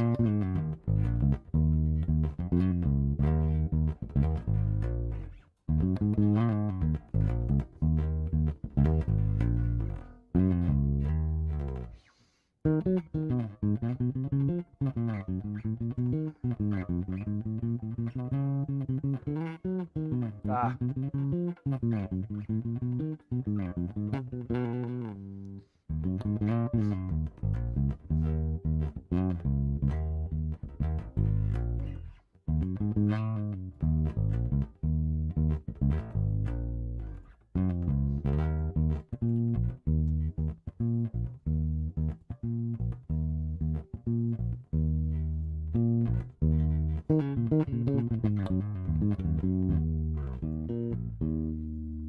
Go ahead and just keep playing the lead. Just do a solo over it. Nah, you solo. I'll play the bass. Oh, dang. Hold up. What key are we in? 3, 4, 5. E flat minor. E flat. Best part is it just sits on this the whole time. Don't have to know the changes. Just know it's E flat and 5/4. 1, 2, 3, 4, 5. 1, 2, 3, 4, 5. 1, 2, 3, 4, 5.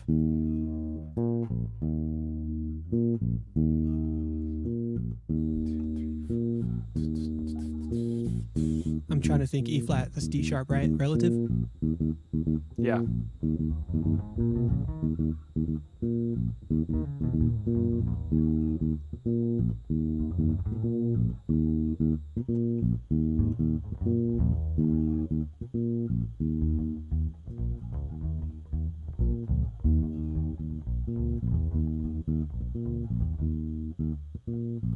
Getting some lag over here.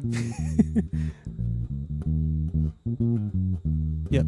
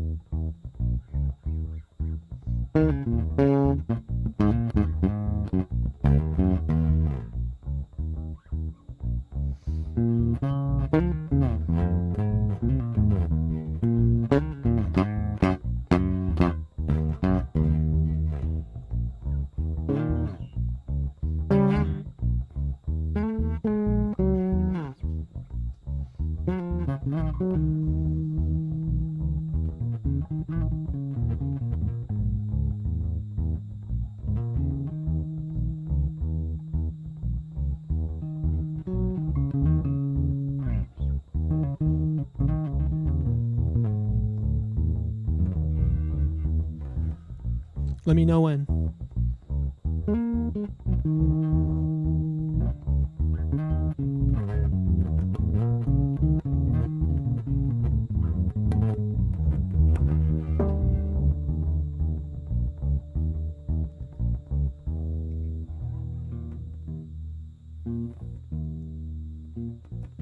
And as he plays, he patiently waits.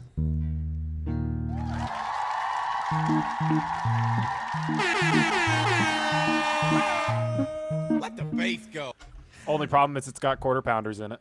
That's the only problem with this bass. Oh, he just came in, bro. Why you gotta do him like that? Why you gotta do him like that?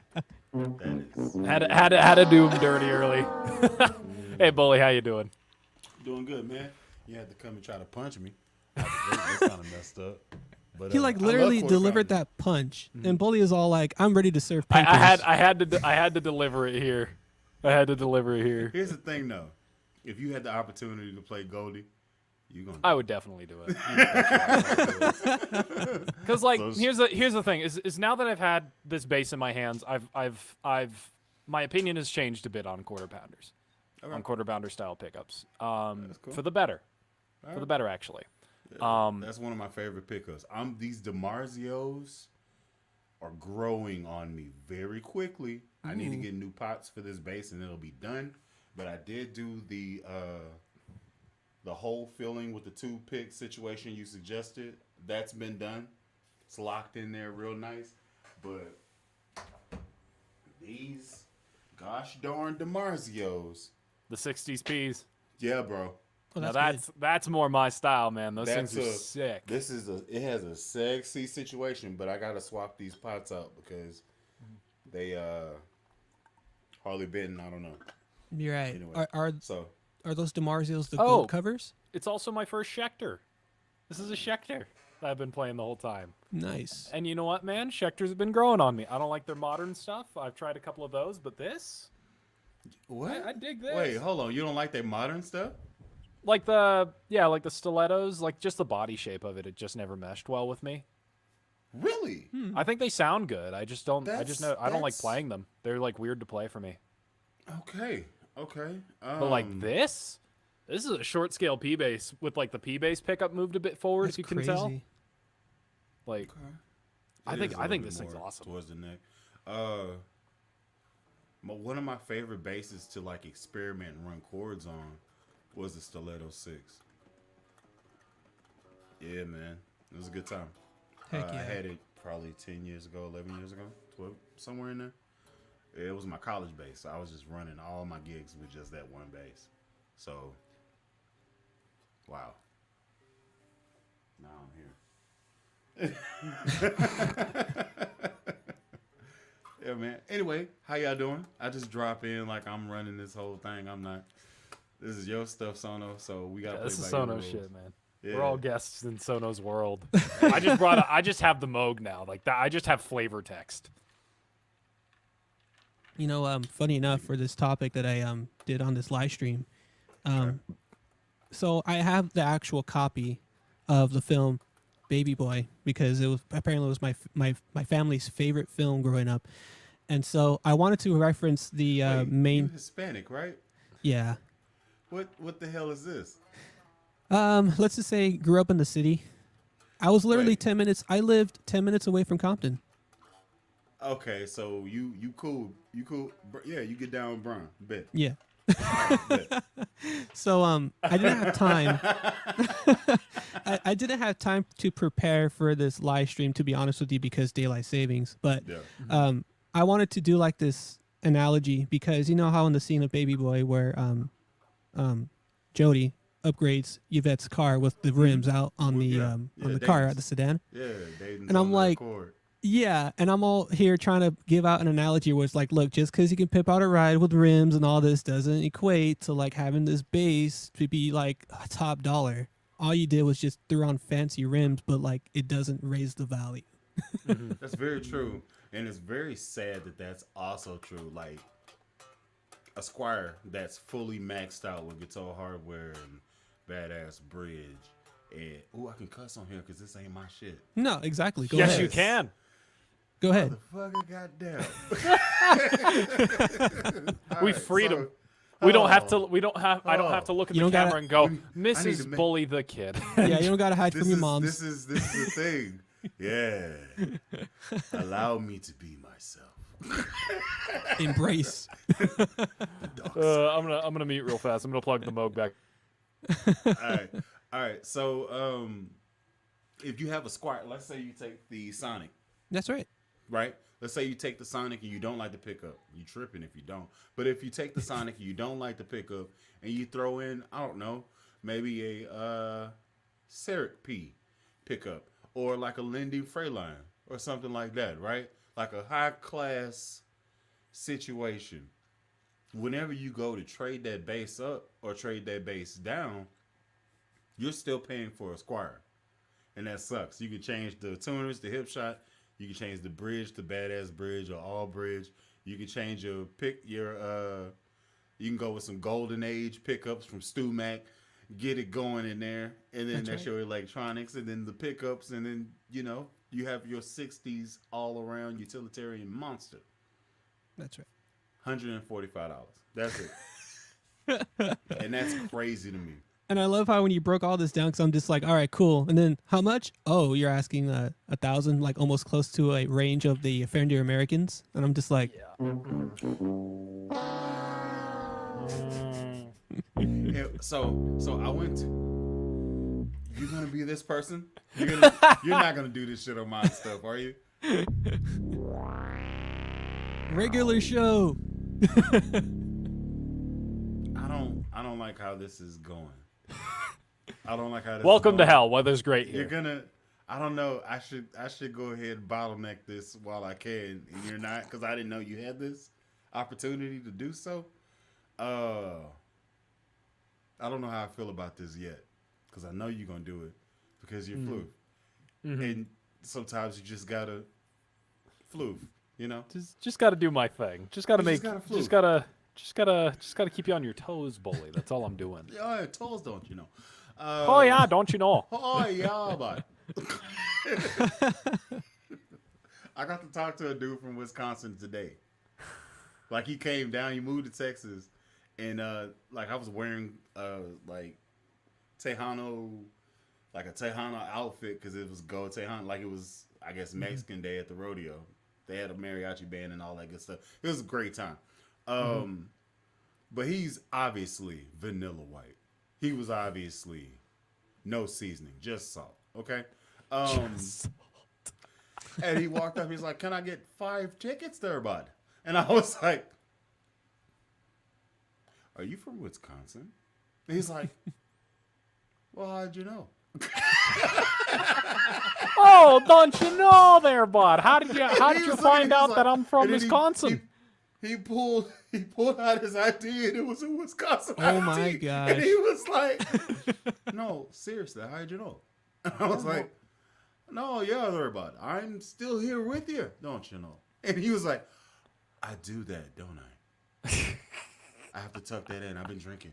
And I was like, "Let it Wow. fly, bro. That gives you flavor. You different, and it's cool."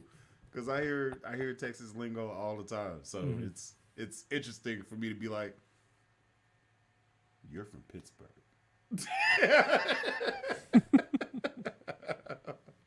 Hold up. I tried to click on it like I'm running the stream. Basically, I tried to do it like I'm running this. I'm not. You're like, wait a minute, instincts. Yeah. BCC said I can confirm that's exactly how they sound. Here in Wisconsin, and they call me country. Yeah. Okay. Oh, And also, boy. thank you for not for saying that my accent isn't terrible. Because I've been messing with Floof for at least 2 months now. So. Oh, yeah, don't you know there, bud? Hey, listen, I'm going to go run some trains out in the living room. I'm going to huff a few darts with the boys. We're going to get some Tim Hortons. It's going to be a hell of a time. You want to go around, run some Lionels around my track, don't you know? You can't fucking do that. You can't. Meanwhile, your girl in the background is face palming. Maggie turned around, bro. That's so funny to me. Oh, don't you know there, bud? Anyway, I'll shut up. Most of the time, Maggie, the wife just wants to kill me over this accent. I'm not allowed to do it unless I'm on stream. Just wait until I start playing games with the wife, and all of a sudden we just start whipping this guy out. This is how I sleep on the couch, don't you know? How'd you just turned around? For those of you who didn't hear, Maggie just went, mm-hmm. So She can confirm. There's that. All right, I'll fall back, man. So, So what type of shenanigans do you get into on this thing? I'm new to the stream. Usually I'm doing crap until I hop on mine.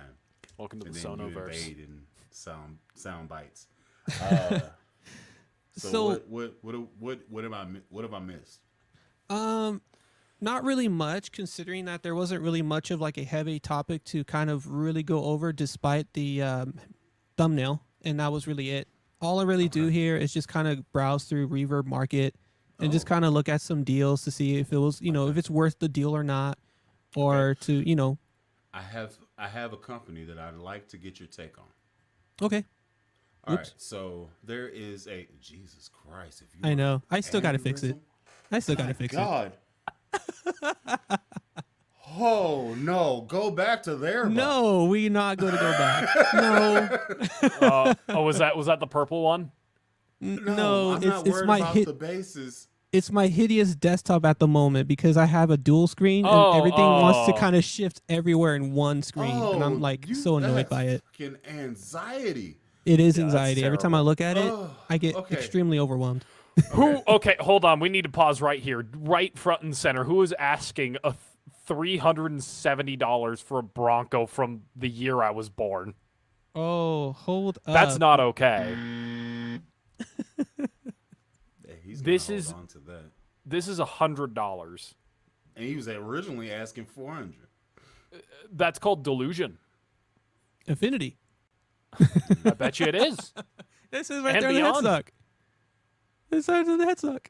What? Just hit the disclaimer because I'm going to grill this man for everything he's All got. right, we have a disclaimer here. This content preserved or presented serves educational purposes under fair use. We do not endorse or claim ownership of the listings shown, nor promote any harassment or ill will to the original sellers. Got all our bases covered. Discretion is advised. Yes.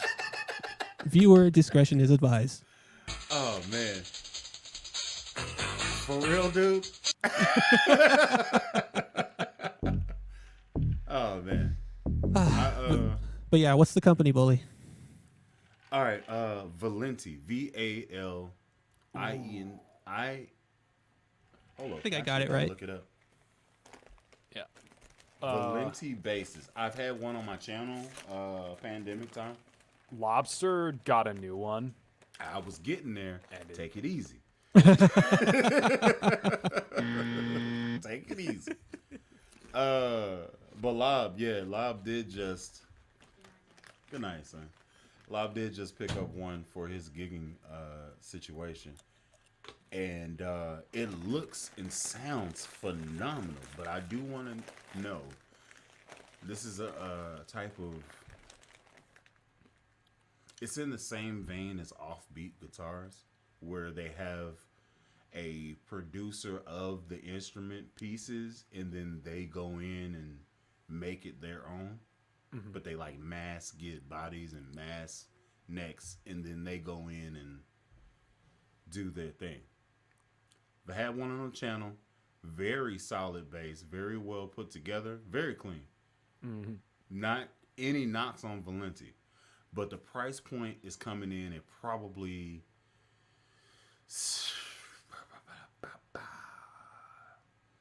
under Fender Ultra prices. or Fender so like- American prices. Oh, okay, Really? so like under 2K then almost. Yeah. Some Huh. cases. Okay. That's pretty good. My Reasonable. well, I'm looking at it. You know what I'm saying? We got Aguilar pickups. You already seen the OPB3. Okay, it's maple neck. I'm assuming it's going to be altered body. Has a heavy mass, a high mass bridge. Does have kind of a weird headstock, but you know that's to each his own. It looks like it has a at the neck truss rod adjustment. Am I looking at that right? Yeah. Right there, the Yes, wheel. It's got a wheel. Convenient. You know, has a ramp on it. For even distribution of funk. I love it. It looks good. Well, I mean, the ramp is a little, Yeah, it's questionable. but I need functionality, hell yeah. Oh, I yeah. want to know what you think of this bass. Also, go and check out some of his other stuff, and let's give it in a 4-string type of thing, because 4-string is what you need. 5-string is what you want. It's true. That is very true. Oh, I like this Four one. string will cover your bases. 5-string will bring the house down. Exactly. one speed. And I love this one already. It's that British one.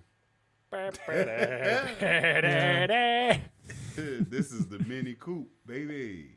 love Okay. this one. This is awesome. I like this one actually. too. It's got some flats on it. It's got a roto badass flats. on it. So they're bridge cables. Whoa! And could it's Is always that swap contour? those. It's bevel, yeah. Oh, I love it. Ooh. Yeah. I can do this now. I could look past the headstock if the rest of the bass looks like that. Those aren't roto sound strings. Those are labellas. Oh, the I think. labellas. That's right. Labellas. Because they changed the colored ball ends now. Yeah. That's very good. Yeah, I like how they had the contour there. Fender kind of did that. Like I have other basses that do that. Right. Fender, actually, one of my favorite basses that I have to just keep up there so that I don't just solo it all the time is my 5-string American Pro 2. The 1-speed, but in a 5-string flavor. They do the same type of deal. Yeah. You know? Yeah. So it makes getting in there easy, you know? That's right. This is my girl, and I do not put anything but like fusion wounds or foundations on this bass because I put flats on it, didn't like it, and I just put it up. Yeah. This is my girl. I'm gonna be honest. I like this. I like Valenti looks a lot. I would rather get an offbeat. I would get an offbeat pretty quick if I had the money. I also feel the same reason, which is why I don't have one. I just wanted your opinion on the bass before I say what I was going to say. You can go to the Reverb account. That's pretty much the same thing. You can check out what they're selling right now. Offbeat? Oh, yeah, bro. You about to get in there and... You're in for a good time if you've never heard of offbeat guitars. Oof, Bully, I take already it away. love this You have a color couple of already. their stuff. And the fact it's a Oh, medium yeah, scale hell too. yeah. I'll actually... I love it. I just had a video that just came out. Now, they are a little bit... They are worth what they are. But some people may say they're expensive. Okay, cool. But you'll pay $2,500 for a Fender Custom Ultra, shop, Smile, right? So or Fender Ultra, yeah. at the present moment, where are you at, girl? Okay, here we go. Yeah. Let me get my feet together. I just did a video, and it's gonna be coming out, I think Monday, or if it's not out today, I think it's coming out Monday. I can't remember when I actually scheduled it. Go ahead and solo your boy right fast. Yeah. Hold up. There we go.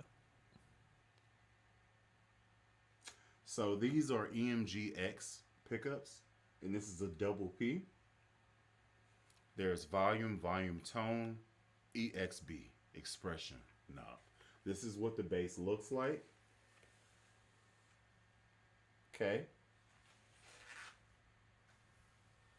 18-volt system.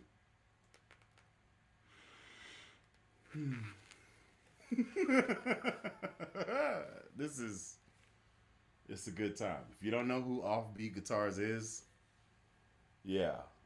This is knotted pine. I believe this isn't rosewood.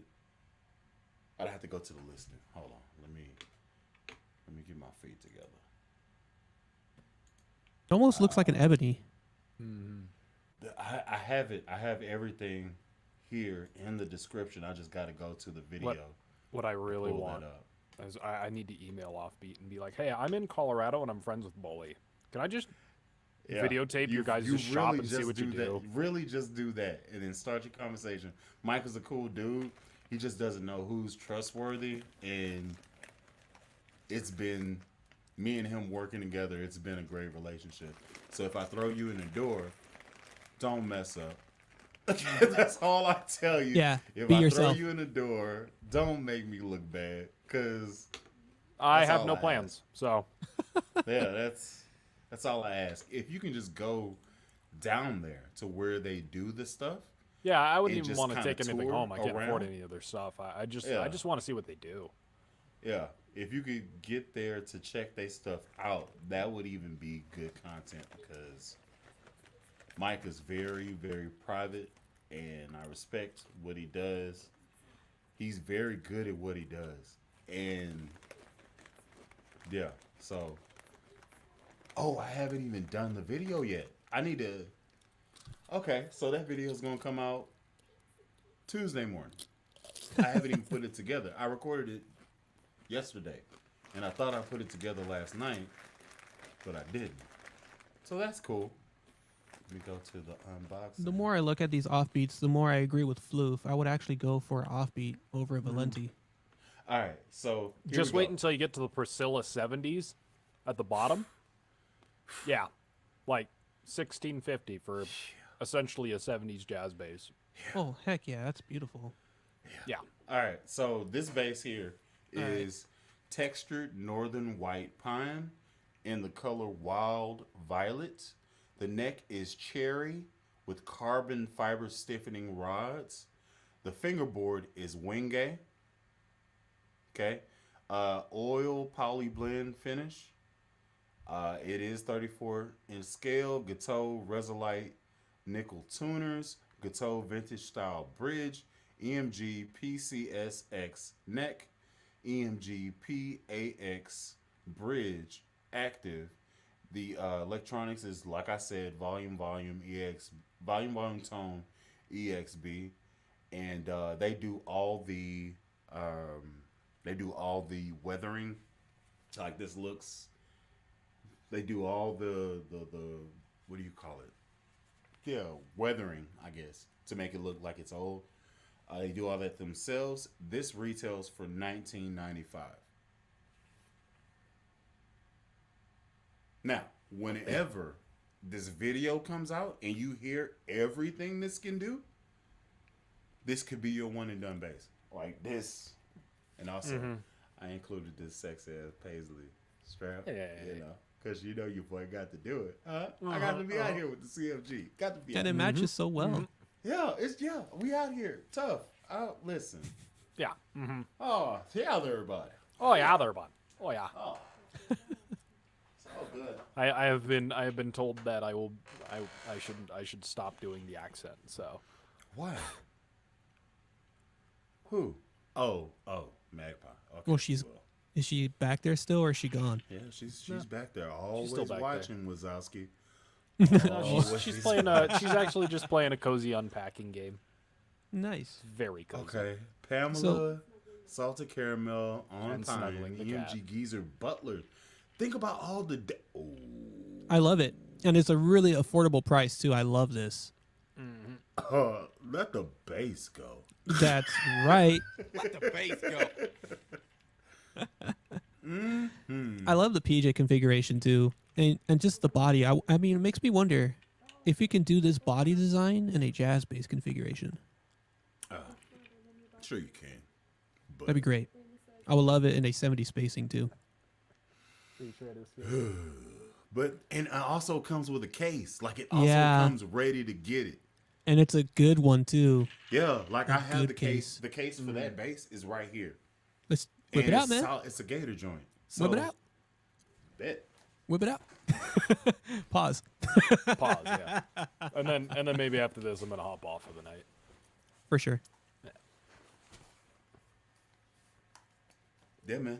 I don't want to, because he's going to end up selling this bass, so I don't want to mess it up, so I've kept it in my room just chilling, right? But, yeah, bro. This is probably like the 12 millimeter padding, Nice. right? So it's nice and solid. Still has packing shit. Like, I did not mess with this because I do not want my DNA over this. This is gonna be like somebody's confirmation note, like, hey, you have a OffBeat Guitars exclusive joint here, and I'm gonna put this back. Be very careful. Certificate of authenticity. Wow. Nice. Do they give you a sticker too? Yeah. It's in there. So, it does have the workup. It's like, so are we sending this to Bully to review? Is this a review unit or is this What? Because this is a one-off. This is a thing that they were like, hey, can we do this? Bully has a triple P. Can we at least do a double P and rock it with EMGs? And I was like, if you do it, then you might as well, right? you Like, True. gotta let your boy dabble, okay? True. However, does it have Shannon though? Does it have Shannon? Look at that. We got Shannon here in the building. Look at that. hi, Shannon. Hello, gentlemen.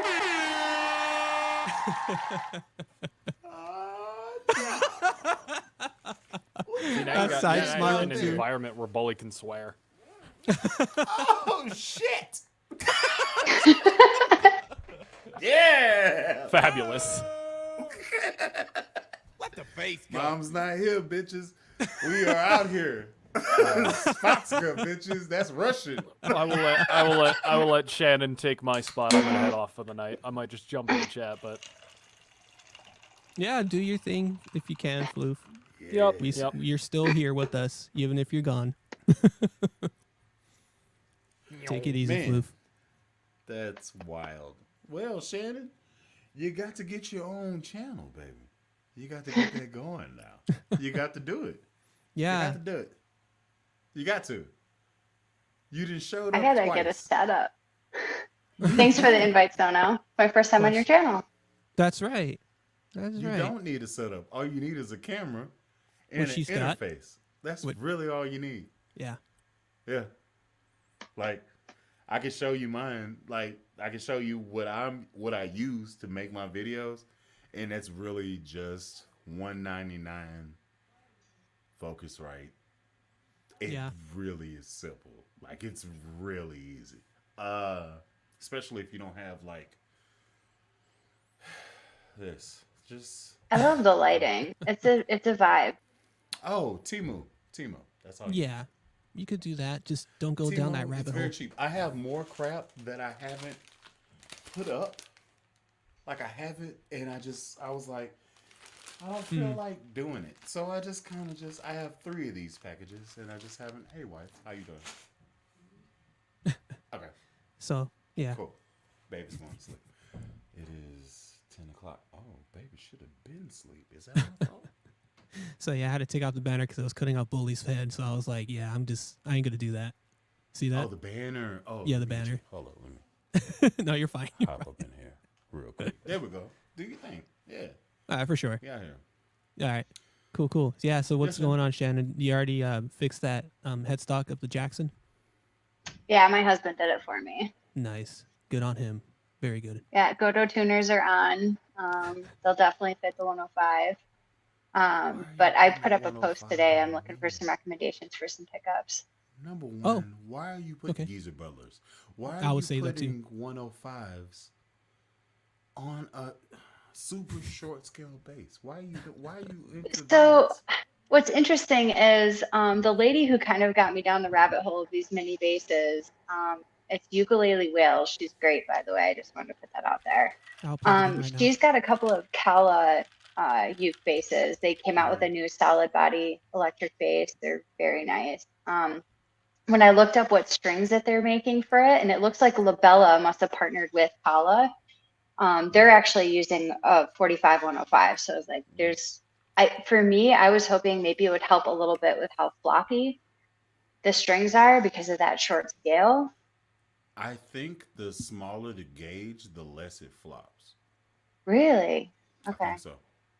I can give it a Like, go. if you I mean, went- I've got if you two. went 95 to 45, I'm not sure how that math works out, but think about it. So the string gauge is thicker, so it has to compensate on the neck, which makes it vibrate bigger. So that's just my opinion. I used to run like I have a Squier Jaguar Music Man situation that I have decomposition. It's out of, like, I need to bring it back. Like, that's one I need to bring back. But I have this Sterling, so I can't justify it yet. Anyway, besides the point, I have options. It spanks, which is why I took that pickup out of there, threw it in the Sterling. But I only put 95 to 40 on it. Okay. And it didn't do. Now, it's all a matter of feel. So, if you feel more comfortable with thicker strings, do your thing. If you're smaller in stature and you're playing a mini bass and you like thicker strings, you're crawling down a hole with no bottom because you can't find what is going to do it. Like, it's like you're not going to find it.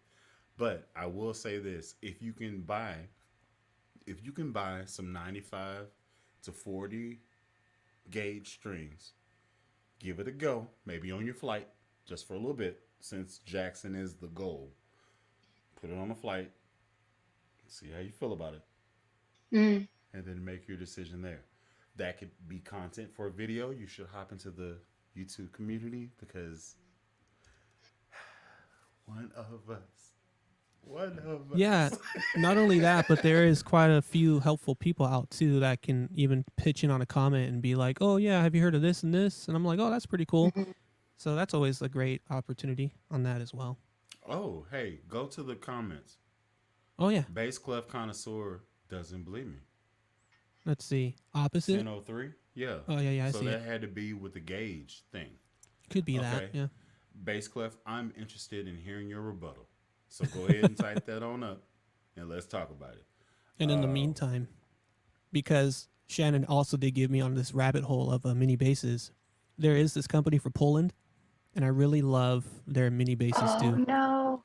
What the Yeah, hell? you sent me this and I was, that they have a like magenta purple one. Oh. Yeah, this is the one I really want. Like, I really want this one. And that's just because it's the headless person in me, because I love headless instruments. But the fact that this looks so beautiful. That's pretty. It is pretty. Yeah. But why? I'm large, so this doesn't appeal to me at all. Yeah. For They even make the- shorter, like 23 and a for the- half. For the shorter statured person, I can see why this would be attractive. Back up one page. Ooh, that is kind My husband's very interested on how my 50-pound dog got on my lap. Aww. Say hi, Ronan. Oh, no way. Its name Roman? is Ronan. It's Yeah. beautiful. Ronin or Roman? Yep. Ronan. That's awesome. That's a dope name. We have he fits his name with his personality, let me assure you. Okay. All right. Yeah, we got 2 bull terriers and a chihuahua now, so. Love Okay, chihuahuas. Shannon's got those guitar-like scale basses, so the larger gauge will make the tension less floppy. Makes sense. Well, then Okay. again. Well, because like here's the Okay. thing. Because I've had experience with shorter scale instruments. I forgot what bass it was. It was years ago. But Okay. I've seen those instruments, and of course, they would set them up with short scale like strings. But because short scale strings are very, very limited with options, I did go another route, which are piccolo strings, where you're basically playing like guitar strings on a bass. But And octave lower. yeah, just an octave lower or higher, I should say. And then Higher, because the strings are lower super than thin. guitar, but higher than bass. Correct. Right? Yeah. Okay. And I always use those as piccolo basses, like as far as the instrument goes. Like I don't play it as a bass. I play it as like a guitar, because the 4 strings, but then you're playing in an octave higher for bass register. But yeah, I can see why the rebuttal for bass clef makes sense, because like larger gauge will make the tension less floppy. Yeah, but then you don't have the rigidity in the neck to freaking sustain, unless you have a carbon fiber neck. Now you get into okay. Yeah, you're getting into a whole different spectrum now. It's like basically a new bass or a new instrument. Yeah, like Yeah. you're buying it and customizing it custom to combat what you want to feel versus what is gonna happen because Yeah, which by the way, that's also another lesson. If you ever see yourself, hold up, oh, what's going on? hold up. ADGC. Oh yeah, the guitar tuning for piccolo. For piccolo strings, I do that tuning too.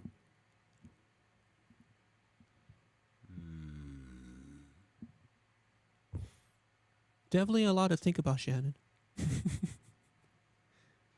I know. I really sometimes get discouraged because I'm into like such a niche thing, but man, it just is what it is. You like what you like, and even like I was playing the Jackson the other day, and then after our little mishap, I was obviously playing the Flight a lot more this week, and I'm like, I just love that Flight bass. It feels good under my hands. I love the roasted maple neck, but I feel like I have to just keep trying to go down to like 30-inch and then hopefully get to like even like what you just showed earlier. So no, I can't remember what it's not a short scale. It's like the medium scale. Is that what it's called?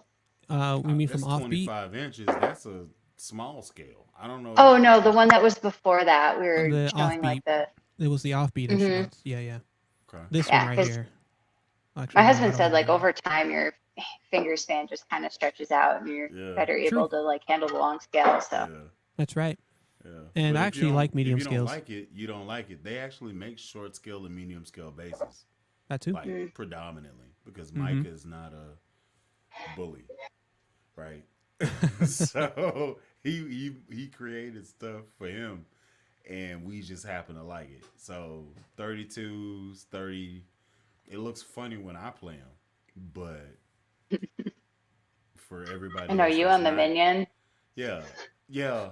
Listen, hey, let me tell you something. That thing is fun. It's fun. All right, so I played at church, and they were doing a at the movies, and the movie was Minions. So they would take the scene and then make a church parable out of the scene. Like they would take the movie and then make a message out of the movie, right? So they took the movie Despicable Me 2 and then clipped the scene and then put Bible verses to it. And I went up there and I played the Jackson Minion, and it was that long on my body.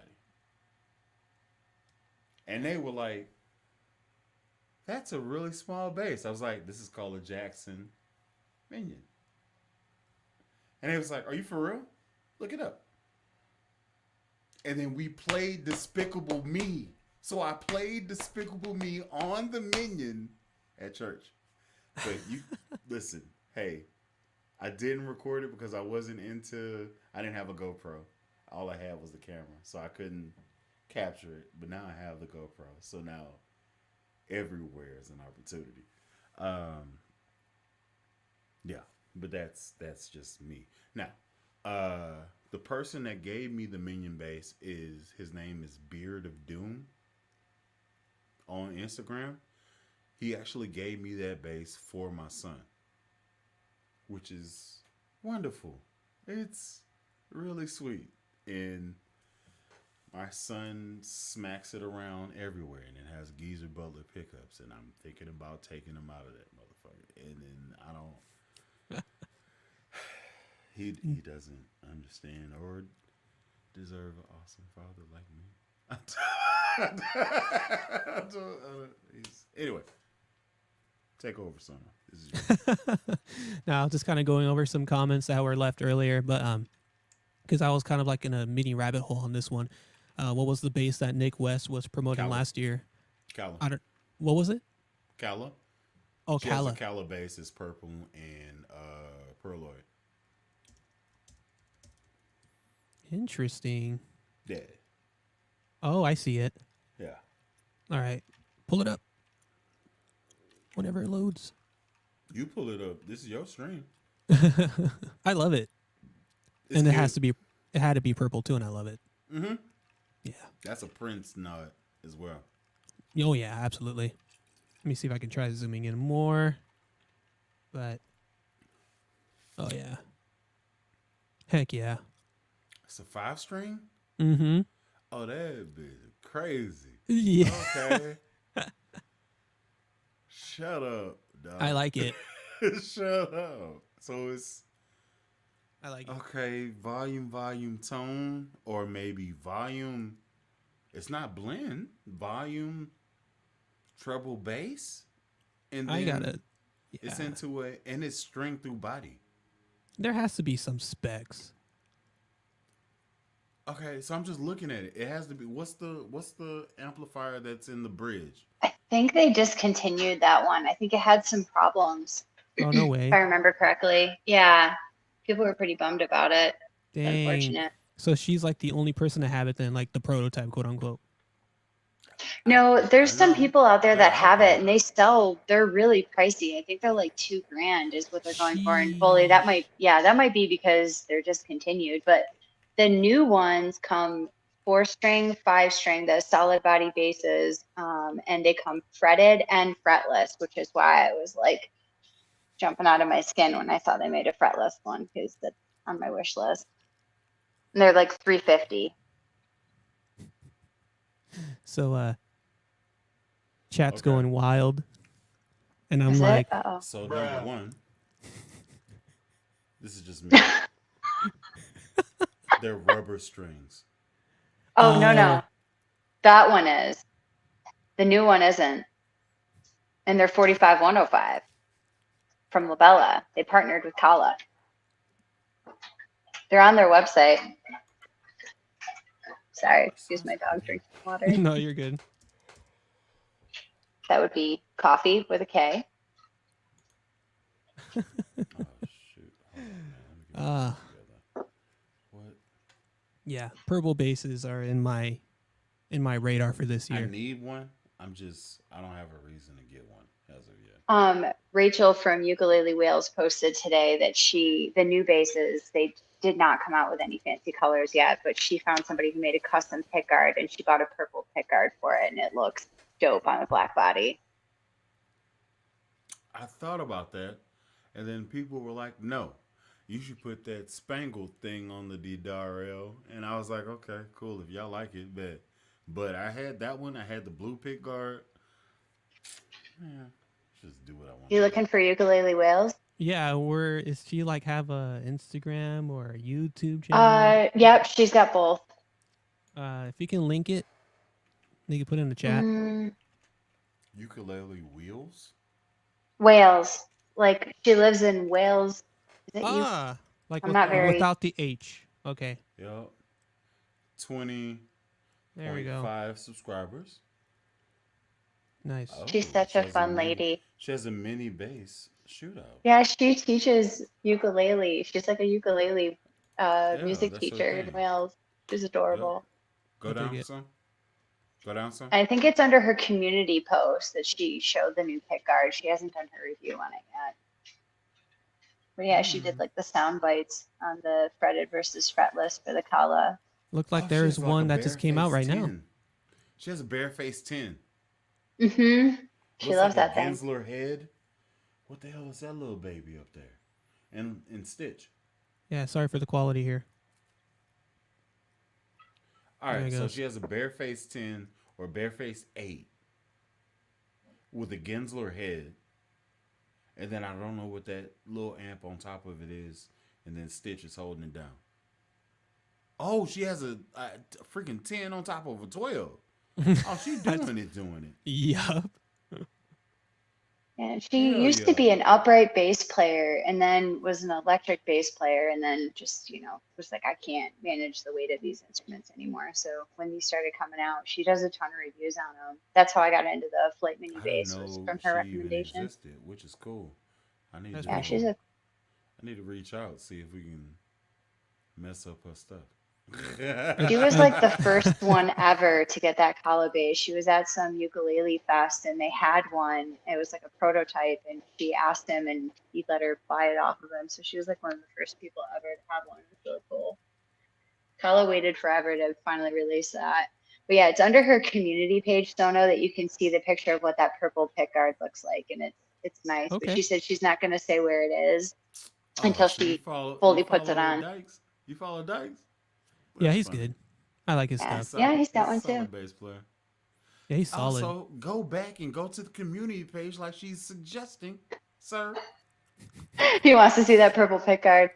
Yeah. I'm pretty All right, sure it's on What her are you doing? page. Yeah, Oh, there right it is. there. Look at that Oh. freaking thing. No way, and it's upcoming too, so it's not even like ready yet. Ooh. That's awesome. Doesn't that look good? That's hot. Is there like Hell a yeah. Trust Wild reel? And she Oh my put god. flats on that hoe. Excuse me. Yeah. Or not. Yeah, well, Kala makes flat ones, but then you have to buy their special flat ones, and that was what I was trying to get away from by buying those Goto tuners. I was like, if I put my own tuners on it, then I can just cut regular length strings and not have to worry about getting these custom strings. March 12th.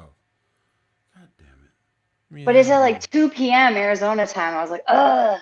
Where you Yeah, stay? during the times we are busy. Where you at? Me? Shane? I'm in Yeah. Arizona. 2 p.m. Yeah, Because it's it's not. GMT? Oh, Yeah. so it's 6 hours Mm-hmm. later? Mm-hmm. Yep. Mm-hmm. So that's 3 here, Mm. right? Am I tripping? For Nine What- your minus area, six. yeah. Maybe 9 3 minus p.m. 6 for is your 3. area. Because you're in the same time zone as me, right? You CDT? Shannon? No. It's yeah, it'll be 6 hours away from Central Time. Okay, so it's 2. It's 2 for you? Or is I think it 4 so. for you? Yeah. Because Sono's in Cali. Yeah, we're not So different that's from 7 time hours zone. for you. Oh, it'll be 3:20 my time. Sorry. Now with the time change. I need to. I don't know. She If this plays is bass. Greenwich She plays Mean bass, so I feel Time? like she plays bass, so I feel like I should just go ahead and just infect her world. Poor Rachel. It's basically what I do. I'm just like, I like what you do. Amoeba. You're not Could you imagine Bully on a 5-string 23-inch scale? Now, I would like to see that. That would be hilarious. That would be funny. I'm just out here. I won't put it past that his hand will cover the entire fretboard.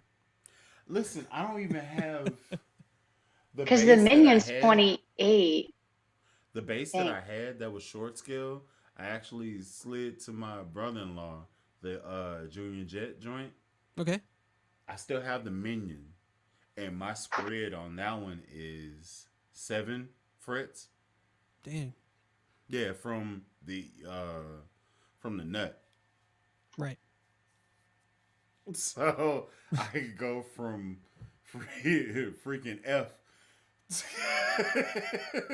the Dang. bottom string. Like it's that. So let's just put shit in perspective.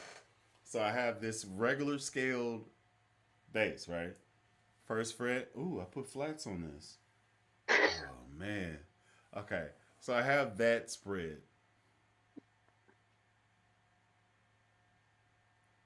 right? And I could possibly extend it, but it's gonna be hard. So let's go. I'm gonna anchor this one and then go here. There we go. From there. Now this one, this should probably be funny.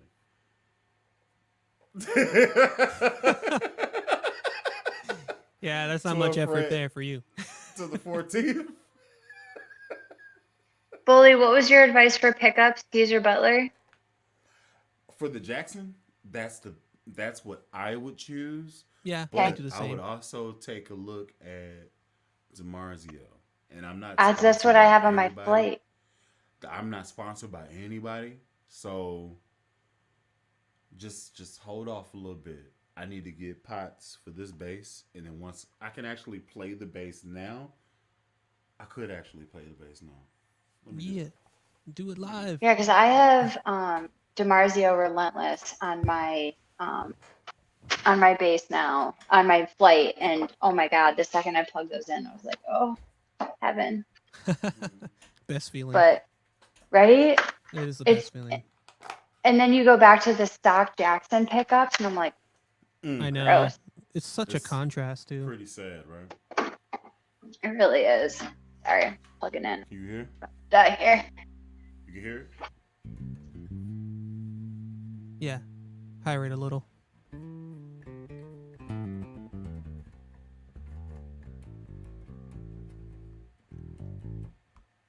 Raise the volume just a little. Okay.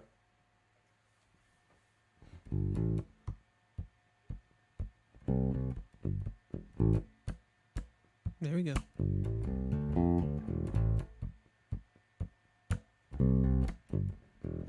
That's tone all the way on, tone all the way off.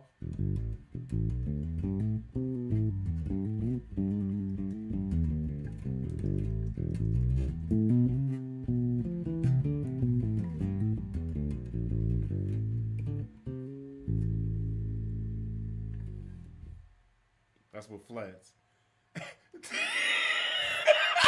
up the last shit. comment. Oh, shit. I gotta swap stuff up because if I move the pickup, if I move my volume, so I gotta fix it. I was getting four top vibes. Was that what you're playing? Say it again? Four tops. Is that what you're playing? Nah, man, that was Papa was a Rolling Stone. Interesting. Yep, BCC called it. Dun, dun. Nice. When are we gonna get him online? I like literally DM'd him last week and was like, "When are you gonna get online? What is Yeah, happening?" Right? I should bring him on. He's was he like? He said he's been around since the first live. Yeah. I think I recall he said the same thing too. Let me see if I can match that.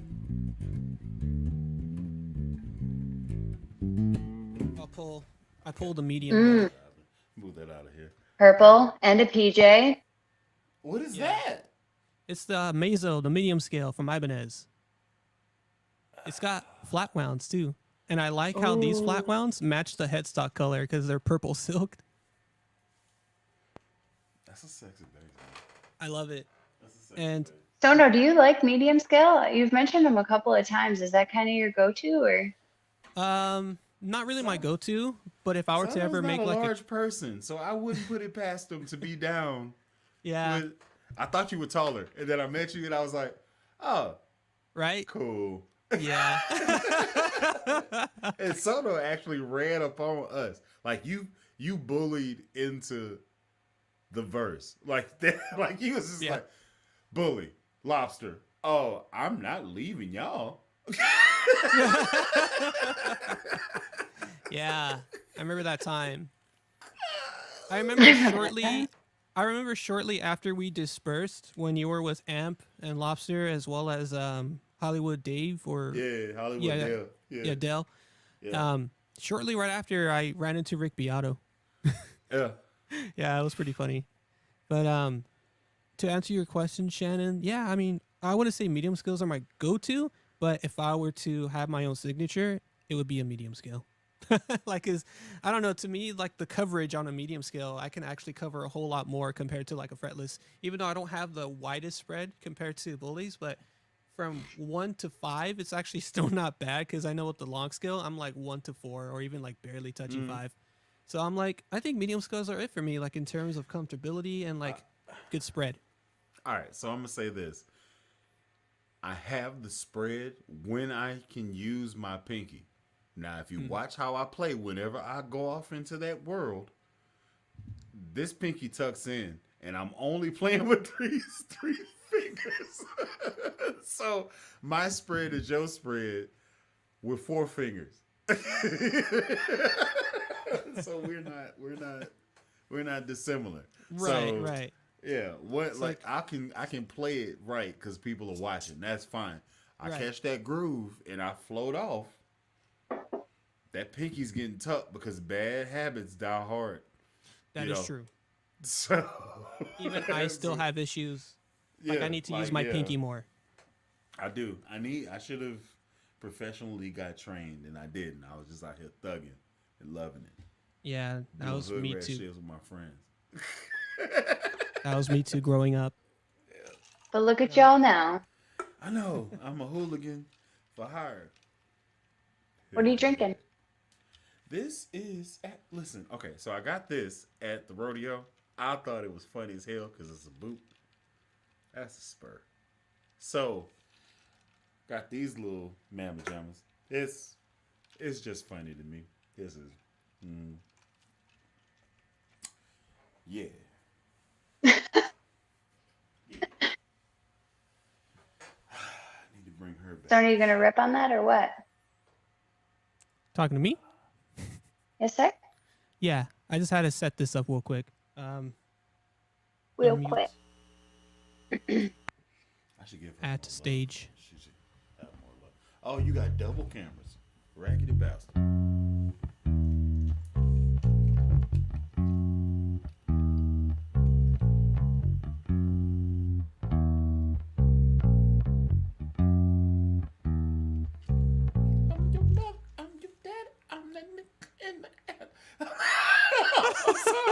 I was like, hold up. Chill. Hold up. I'm your pusher man. Hell yeah, boy. It's an all active bass too, and I'm surprised that it's halfway dialed from the volume because I'm like, oh, it's pretty loud. And yeah, I'm glad I dialed halfway in. But it's a very bright bass. And that was with the neck pickup solo. Why? I guess I set this up. I set this up by doing, Papa was a Rolling Stone. That's yeah. All right, cool. I was like, how did we get here? 'Cause, Oh yeah, we got here. yeah, we here now. We're there. But yeah, this is the body of up close. It's very sparkly, so I like that. But I do plan on upgrading the pickups because I have done an upgrade of the Mezzos before in the past, and they're great mod platforms, like really good for the price too, especially if you buy them used for like under $200. Okay. I can warrant the advice to go and upgrade these. From what I recall, the bridge pickup is non-proprietary, like it's or proprietary size, so you gotta like Dremel a bit more to widen the jazz bass gap to fit, aftermarket jazz. But other than that, it's fine. Okay. You'll bring that to Arizona? Yeah, it'll be like my travel bass. Huh? So if you did go with the bridge, what would you put on it? Goto. I'll go with the Goto You go bridge. Goto? High mass Yeah. or super light? I don't know the brand name specifically, but it's on one of my other basses, and I do have one brand new in the box. I probably won't use that one though because it's a Cosmo black color, and I kind of want to match the chrome look. Chrome? So I'll do that with the chrome. Okay. But yeah, I can't think of the name off the top of my head. I think it's like a GB something. So Cool. go to GB10 or So I'm thinking with I have a 5-string that I'm in the works with. I just paid for an all EMG setup for this Harley Benton that I got. and I need to swap out the bridge and throw some solid tuners on that thing, and it's gonna be completely dangerous. Like it's gonna be Alnico in the bridge, and then CNS ceramic and whatever in the neck position. It's 3 holes, so it's gonna be volume blend, tone, well, volume blend, no, volume, tone, blend EXB. It's gonna be disgusting. So I need to figure out the bridge situation, and I think I might go with Wilkerson tuners on this one. That's a good one too. But yeah, this is the bridge I was talking about.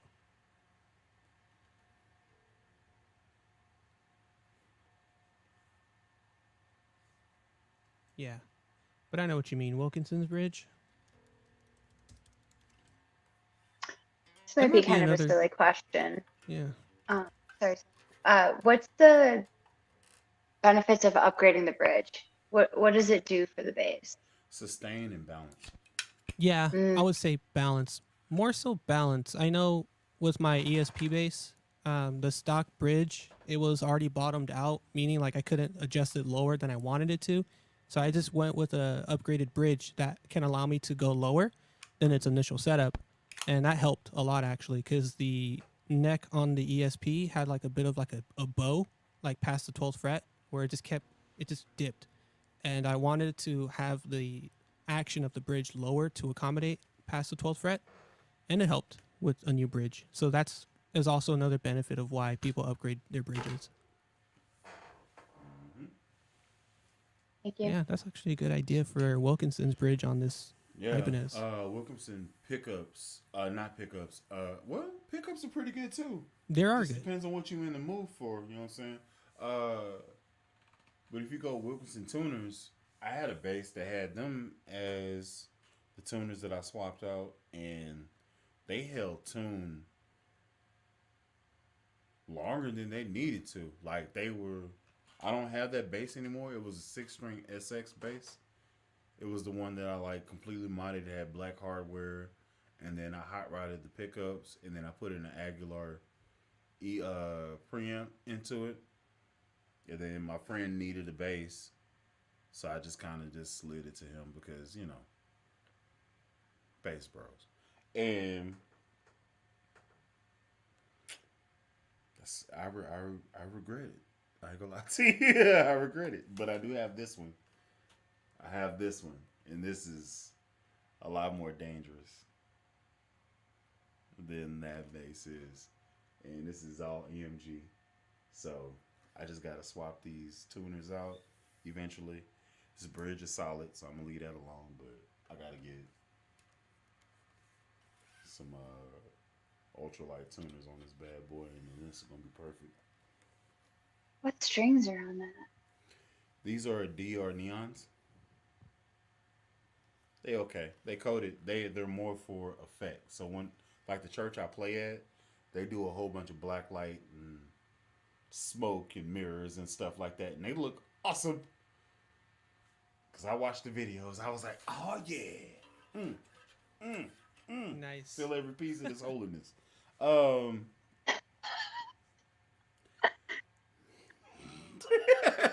More smoke, more worship.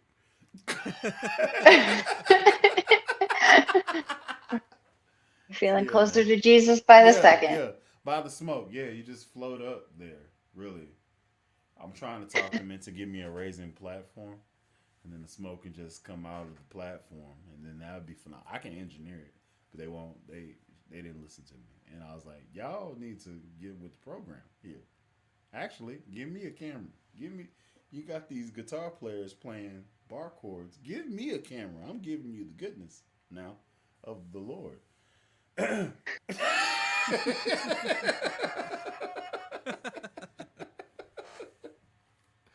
They ain't like that. I do like those strings though. Those look good. Yeah, they cool. So these are DRs. I do have Aurora strings. So if you actually wanted something that feels natural, because these feel like they're coated. if you want something that kind of feels natural and you wanted some spicy colors, Aurora strings. I think you can get them on Amazon. Yes. I need to actually throw some of those on a bass that I have. Like I think I have blue, and I think I have green. Give me a second. I'll go verify. Give me 1 second. Yeah. I thought I used to have a. Go ahead. I was gonna say, but yeah, you can find Aurora strings on Amazon, and if not, you could always go on a website called Fret Nation. They also sell those strings too. Yeah, I was gonna say I thought he had one that's a pair of red. Okay. So.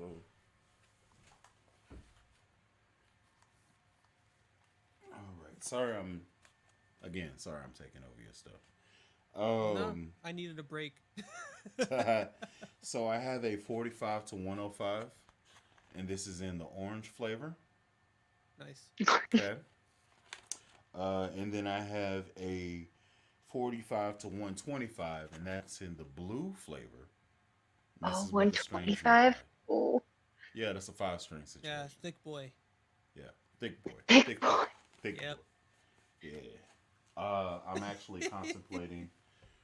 I'm contemplating throwing that one on Candy Girl.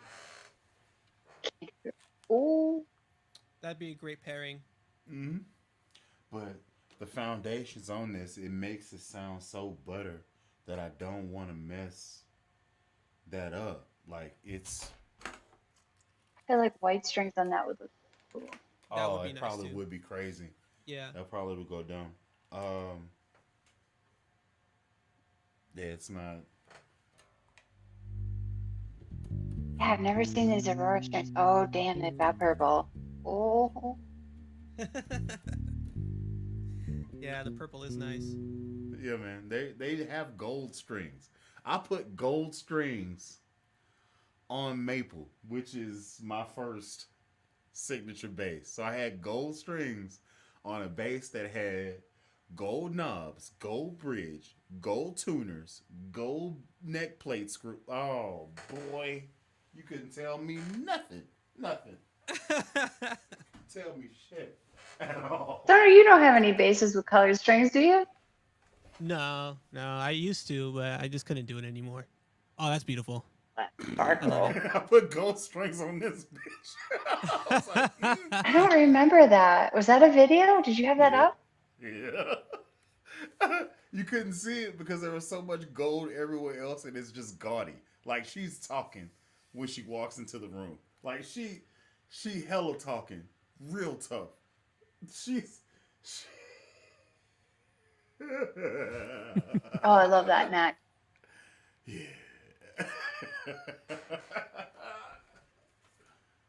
She talking loud as hell, disrespectfully. I'll let you And show then off I more of your did, basses while I take a did quick purple. restroom break. Okay, cool. I did purple strings on this one. Mm. So it popped. Same situation, same neck. This is the sister neck to Maple, Goldie. So, yeah, this is. Great. Yeah, this is. I don't have a reason to have this. It's just Yes, so- you do. I know, and I don't know. I have to not play it so that I can play other basses, because if I did, sorry about that. If I did, I'd never play, like I'd only play those two. But I have so many other ones that need to get exposure. I actually need to drop a video where I just go through each bass that I own and just play them, right?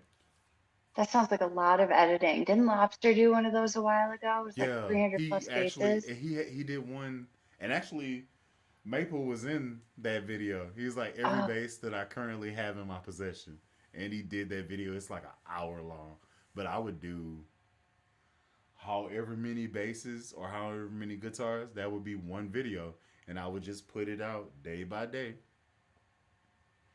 just in case you're in the Just market. one. I was gonna say you should do one where it's just like one giant cut like he did, because you do a lot more slapping too. That would be awesome. Yeah, but like some people aren't into slap. Like some people not into that. You got those people that are into, Paul McCartney, and they play a violin bass, so that's not their wheelhouse, and that could turn them off. And then they could think that I'm all about slapping, which I am, and then not watch, which they should watch. What? Are you serious? Anyway, so Maybe you'll just persuade them into slapping, though. Maybe they just don't know any better. That's really what it is. Oh, you're not into slapping? You just don't know any better. no, I mean it could be that, but who am I to judge? No. We're not judging. We're just telling them to join. Yeah, man. This is the way. This is the way. I know my bass tutor just announced that he was going to do a slap program after the beginner program, and I was like, let me start saving my money. Speaking of saving the money, I feel that way too for my Arizona trip in October. I got to start making a list of good restaurants for you. Yeah, shoot them my way, because I know my go-to every time I touch down in Arizona is Ziggy's Pizza, which is basically like David Bowie pizza like place. And then I think you'll get a great kick out of this, Bully, but in Arizona, like not too far away from downtown, there's like a Prince mural. It's really cool. Like they have a mural of Prince. Why? That's the thing. I don't know why, but apparently there's a music museum in Arizona that has a few of Prince's instruments, including his piano there. That music museum, I haven't been there, but a lot of the locals talk about it. It's insane. Yeah. There's like thousands of instruments there. Yeah, because last I went was in 2022, and I met someone there. Like I met up, like kind of like I guess mini date at that point, and she was just like showing me the area. I was like, oh, that's pretty cool. Let's go to this museum. And it was really nice. It was worth it. Let me share the screen here. Let's see. And it's interactive, which is pretty I'm cool. just doing background music. Please, sir. Taking over the role of Floof, I see. But He's yeah, not this is eating, it. though. True, he is not eating. But yeah, here it is. Prince mural. But it's pretty cool. Is that at the museum? No, it's like at some street. I know the building that shares that mural is where there's like an old boxing gym there. I don't know the road or street because I've only been there twice. So here's the address. Northwest of downtown. Yeah. Oh, okay. When you do see it, it is going to be very busy because it's like they put out the worst area where there's like busy traffic. So I suggest going like, I want to say super early, but like before noon, because there's not a whole lot of street traffic around that time. Because I know when I mentioned this spot to one of my to one of the people I used to be with at a car show or car meet, he was like, yeah, I had to go there like at 6 a.m. to take photos with the mural next to my car. And then right when he was wrapping up, a lot of cars start coming in to like, actually drive through the road. So yeah, I'd recommend going. And then there's also John Paul asked where in Arizona. We're talking about Phoenix, Arizona? yeah, it's going to be in Phoenix. Like the address is right here on the screen here. And that's downtown. And Yeah. the Instrument Museum is in Scottsdale, Arizona, which is just the next borough of Yeah, Phoenix. just the next street over. But yeah, when I do visit, I might touch down in the city of Gilbert because that's where I was for almost a year, and I love that area. Such a quiet, peaceful suburb, Gilbert, Arizona. But, I'm not going to publicly share where in Arizona I am, but I'll yeah. give you some cool places to check out that if you like Gilbert. Definitely. Yeah, absolutely. There is a David Bowie mural too in Arizona. Dang, you know Arizona better than I do. I've only almost lived there for 8 months, 9 months. Yeah, here's one right here. It's pretty cool. When I went though, it was kind of disappointing because apparently there was like a street market that was holding up this area, so I couldn't really fully take photos or really get to look at it without having people bothering me to like go to their stand and buy stuff. And I was just like, sure, I'll be nice. You know, I'll be nice to the locals. But they were weird. Like, they were weird people. Like, they were trying to sell me adult toys in public. And I'm like, I'm not trying to get caught up with this. Oh my gosh. It was so There's really awkward. nothing I want to take home, please. Yeah. And it was all out exposed too. And I'm just like, why ain't this wrapped up? Like, I'm trying. Reuse. Yeah, they were used. Oh my gosh. Granddad lived. My condolences, John. But yeah, I love that state. I did get a new job and I start tomorrow. And I'm congratulations. hoping, thank you. I'm hoping that within 6 months there, I could potentially see if they have openings around that area in Arizona. Because that's literally the place I'd move out to, honestly. Because I've done California for literally 3 decades of my life. And I just want a different scene and perspective of, Also, different if you're trying state. to build wealth, yeah, move. Yeah, Because it's expensive. yeah, not only that, but everyone wants to like flex a lifestyle, which you can't really do that here in California comfortably, quote unquote comfortably. And I say that to a lot of people, and they're like, they're all telling me, you're out of your mind. You could just start saving. I'm like, okay, well, but all of it goes to taxes. Oh, yeah, Because and state also, tax. Your rent's like $4,000 for a 1,000 square foot apartment. So, no. Yeah. Yeah, no. Listen. I graduated college. I moved to Tulsa, which is economically the cheapest place in America to live. Yeah. Yeah. 2,300 square foot house costs $198. I didn't use, or $198,000. Didn't use a whole room. The duration of the time I lived there with 2 children. So, go ahead and get up out of there because I can buy at least 2.5 houses for the same type of square footage in Cali. One. Right. So, but I stay in yeah. Houston. I stay in Houston now, so That's good. It's came back to kind of slap me, but it's fine. I'm surviving. No, I don't blame you. My I day have. job. I do this for fun. Honestly, it's starting to feel like that the more I do YouTube, because like I got this week I got remonetized again, so I'm now Get demonetized. well, YouTube had a thing where they're like, oh, you're not who you say you are, so we're going to put you on a hold, and I kept constantly fighting back to tell them I am who I am, and they just have not responded since like November, and then now finally this last week they were like, okay, you're monetized again. So I was like, oh, So sweet. do you get all your back pay? I'm waiting for it.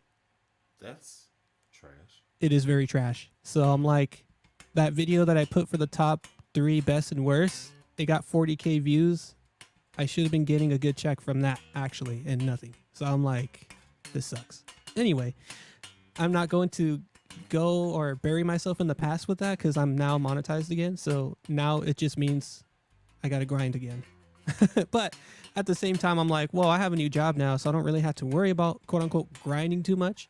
Since again, I'm not trying to make YouTube as a full job because I see people do it and they just burn out quick, especially when they're trying to do really good content, which takes a team, not by themselves. It takes a team. What? Allergies. But yeah, I'm not trying to go out here and become like the next like 100K bassist on YouTube. That'd be nice. I would be That'd cool. stoked if you end up in I Arizona. have a space for it that I want to put the button. I'll put the button right there. Heck yeah. That's just I want it. I don't have like listen, hey.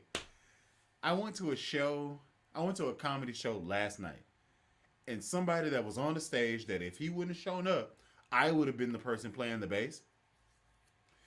I walked up to the stage to talk to the musical director to try to get that connection because, connections. Exactly. And he was like, hold on. You're BullyThaKidd. And I was like, whoa. yes. I follow your videos. You nice. I was like, you're nicer than me. He was like, no. And I was like, hey, bro, take it easy. Now the MD seen him, and the MD was like, well, who is this dude? And he was like, Instagram, bully_the_kid. Like, he was promo. And I was like, hi, my name is Alan. I just wanted to, y'all solid. I wanted to get that your boy Dabble. Just wanted to get in there.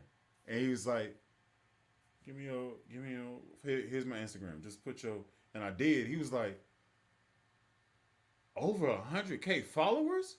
Who are you? I was like, I'm bully_K. Why'd you do that? I'm looking at him on stage. I'm a dude. What you seeing right now is exactly how, Shannon. If you were to meet me, I probably have a beer or two in my hands, and it would be this personality. I need you to fully understand that I'm not putting on airs. I don't have the energy to be somebody else. I don't have the energy to turn it on or turn it off. I'm just gonna be like, uppies. You're so funny. Carry you around, put you on my shoulder. If that's what you want to do, I definitely would do that because that's very funny. That's funny to me. Say this now. NAMM next year, I'm gonna be there. All right. Sounds so good. go ahead. It's gonna be an Airbnb. Gonna do a NAMM house again, even if I have to be the one that runs the NAMM house. Yeah, bro. Cause For sure. I'll bring the Lobster did it. bourbon. I'll bring the bourbon. Oh, we're gonna get turned. I would love to yeah. get turned. Let's go. Like, listen, here's Heck the thing. I gotta figure out a way to transport drums.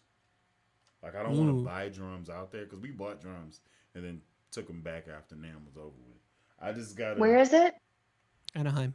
And It's right across the street from but Disneyland. we were in the mountains, so we were in where's the area, Sono? What's that? We were in the heights. Oh, you were in Hacienda Heights. There you go.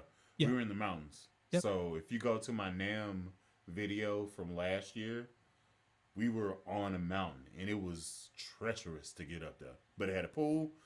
I was the house dad because everybody was obliterated most of the time, which is really weird because I wanted to be obliterated most of the time. And then they were like, nope, we got there first. You have to take care of us. And I was like, so you just put the black guy in charge. I'm the house help. They were like, yep. Well, goddamn. You gonna pay me is what you gonna do. Cool. And then Lobster gave me this Harley Benton bass as payment for me. I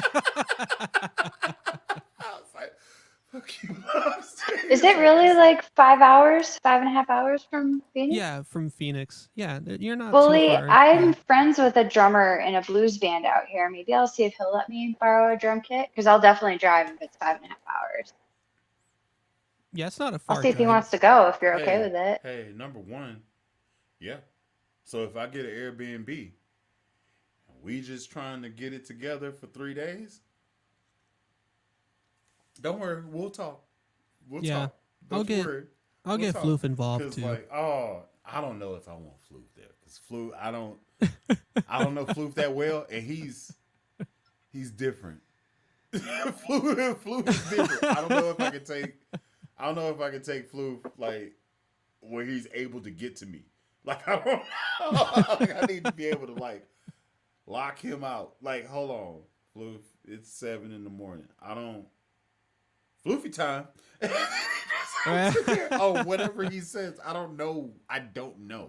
But I do. Hey, I was on the off kick last week because of my surgery. What happened? The surgery I was doing on my bass. You were like, oh, you can't come to the. Oh yeah. No. You actually volunteered your services to anything bass related? No, absolutely not. We're not.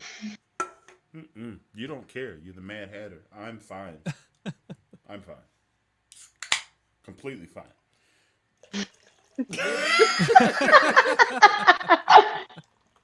Nope. Go ahead and pull this one up. Cheers. Promise Whatever. not touching anybody else's instruments. Mm-mm. Oh, what do you got, Sono? Water. Yeah, He's water. healthy. Aw. Well, it's because tomorrow is Ramadan, and I don't practice the religion, but I do practice the fasting. So I'm doing that before I do the strict fasting diet, which is insane.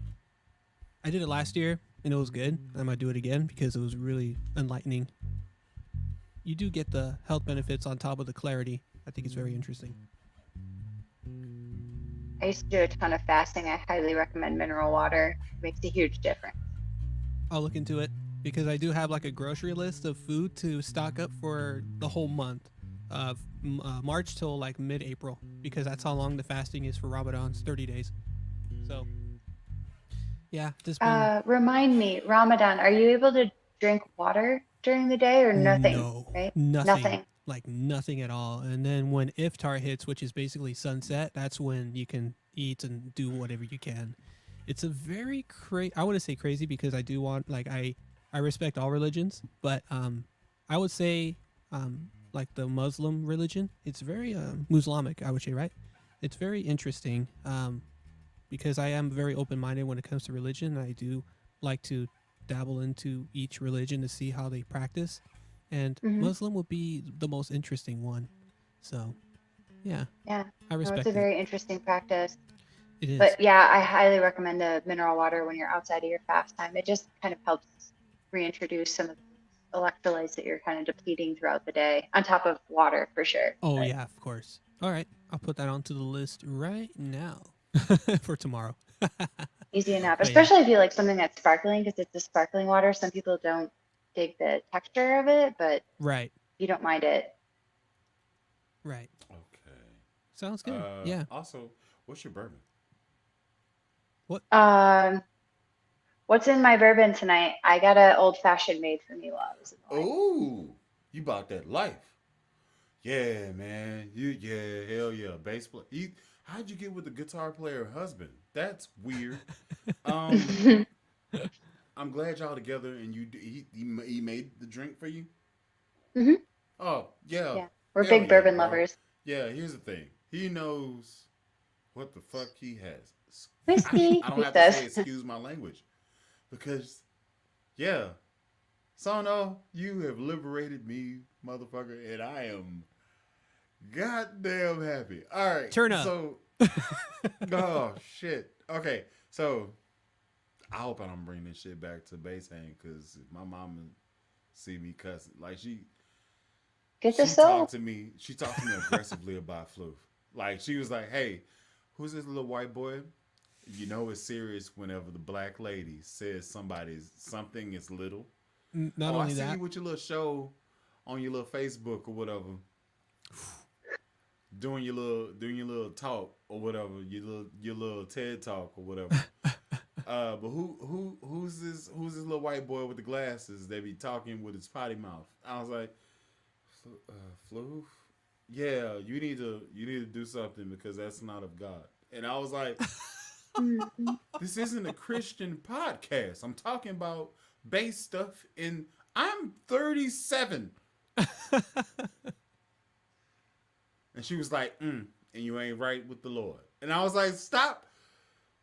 You ain't got no heaven nor hell to put me in. And she was like, but I know you going to somebody else's. Huh? And I was, bitch. I didn't say that out loud. I hope she doesn't see that. Oh my God. I didn't say it out loud. But there's been some time. Listen. I gotta take off my spectacles. Listen, so Oh, it's getting serious. My sons are slices of me and my wife. I am very much so the life of the party. My wife is the driving force behind this train. If you see the shell of the train going down the track, that's me. She is the coals in the furnace pushing this train along. You know what I'm saying? You understand the dynamic? My oldest son is my wife. My youngest son is me. She would tell my children a thing, and they would hear it and react differently. Miles, my youngest son, don't give a fuck about anything you're talking about. at all. Ellis is very conscious of his older brother role, and he looks out for everything, even if you don't want to, like, you don't want to do it. That's just his nature. That's how he's wired. It's very much so my wife.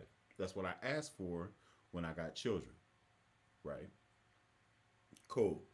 Also, everybody told me I was going to have girls. Middle finger, which is perfect for my personality because you told me I'm going to have girls.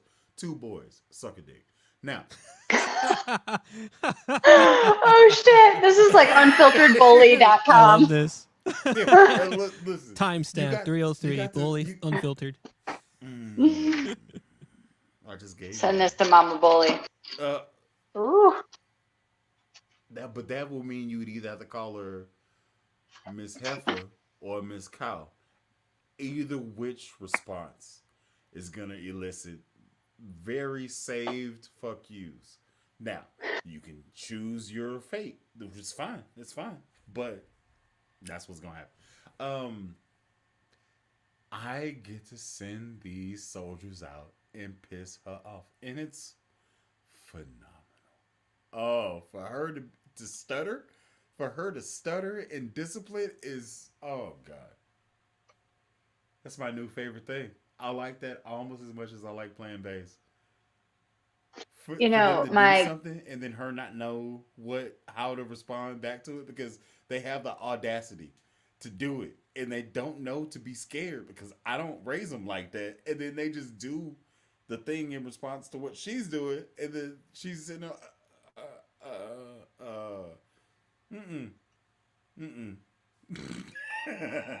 This is Bully 2.0. Good luck, oh. Yeah, I was raised an Irish Catholic, and my grandmother was like the most holy lady ever until like her last 5 years of life. And then whatever she wanted to say just came out of that woman's mouth. Yeah. We were in Red Lobster one day, and I was like, "Ooh, Nana, don't go in that bathroom. That's the boys' bathroom. Come on, we got to go this way." Walker, oxygen in tow, without skipping a beat. She goes, "Maybe it'd be more fun in there." I was like, "Oh, it's like 80-something-year-old woman." Hey, okay, look, okay. Hey, crazy train. You got to ride that thing out, huh? I don't know. Mm-hmm. Yeah, she got super flirty at the end. She was a fun lady, but Super growing up, I flirty, mean, yeah. she had to act right. She would definitely lay down the force. So you're Irish. Mm-hmm. Red hair makes sense. Okay, cool. You got children? Mm-mm. No, and I'm the only redhead in the family. Huh. Interesting. Brothers and sisters? How many you got? Well, my brother, I'm the youngest of 5, but mixed batch. My mom's running joke is she was always the bride and never the bridesmaid. So I'm from marriage number 2. Okay. But yeah, only redhead. But Same. So my name's Brown. My brother's name's Warren. Same, right? I kind of get it. But my dad was a Rolling Stone. So I have a whole side of brothers and sisters that I'm yet learning in my 37 years of walking this bitch, right? So, I feel you on that. yeah, so I have situation, and Sono, I'm sorry for taking this over. Oh no, I am sorry. You're fine. This is a great story. So, Very good story. Like I told you on my stream, if you were there, my dad used to play for Little Richard. He played guitar. Okay, cool. My mom played piano and she sang. She has a master's degree in, I would call it theater arts. Opera. She sung opera. All right, I bet. She sings well. She's thick. She's pretty. My dad, Caesar, boom. All right, bet. Cool. I pop out. All right, cool. Papa's a Rolling Stone. He moves on. All right, bet. I don't know anything about the dad side of the family. Here's the problem. Everybody lives within 15 minutes of each other. Nobody's talking to each other. And they all look like me. Now I'm a large fella. I'm a heavy, like I bench 500 pounds. I'm a heavy chested fella. My sisters, get what I'm saying?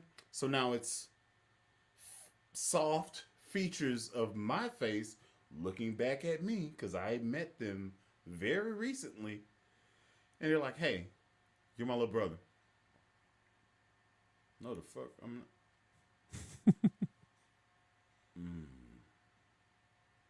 Then they started like they were there in a row, just mimicking my facial movements, and I had to digest that shit. I was like, Oh boy.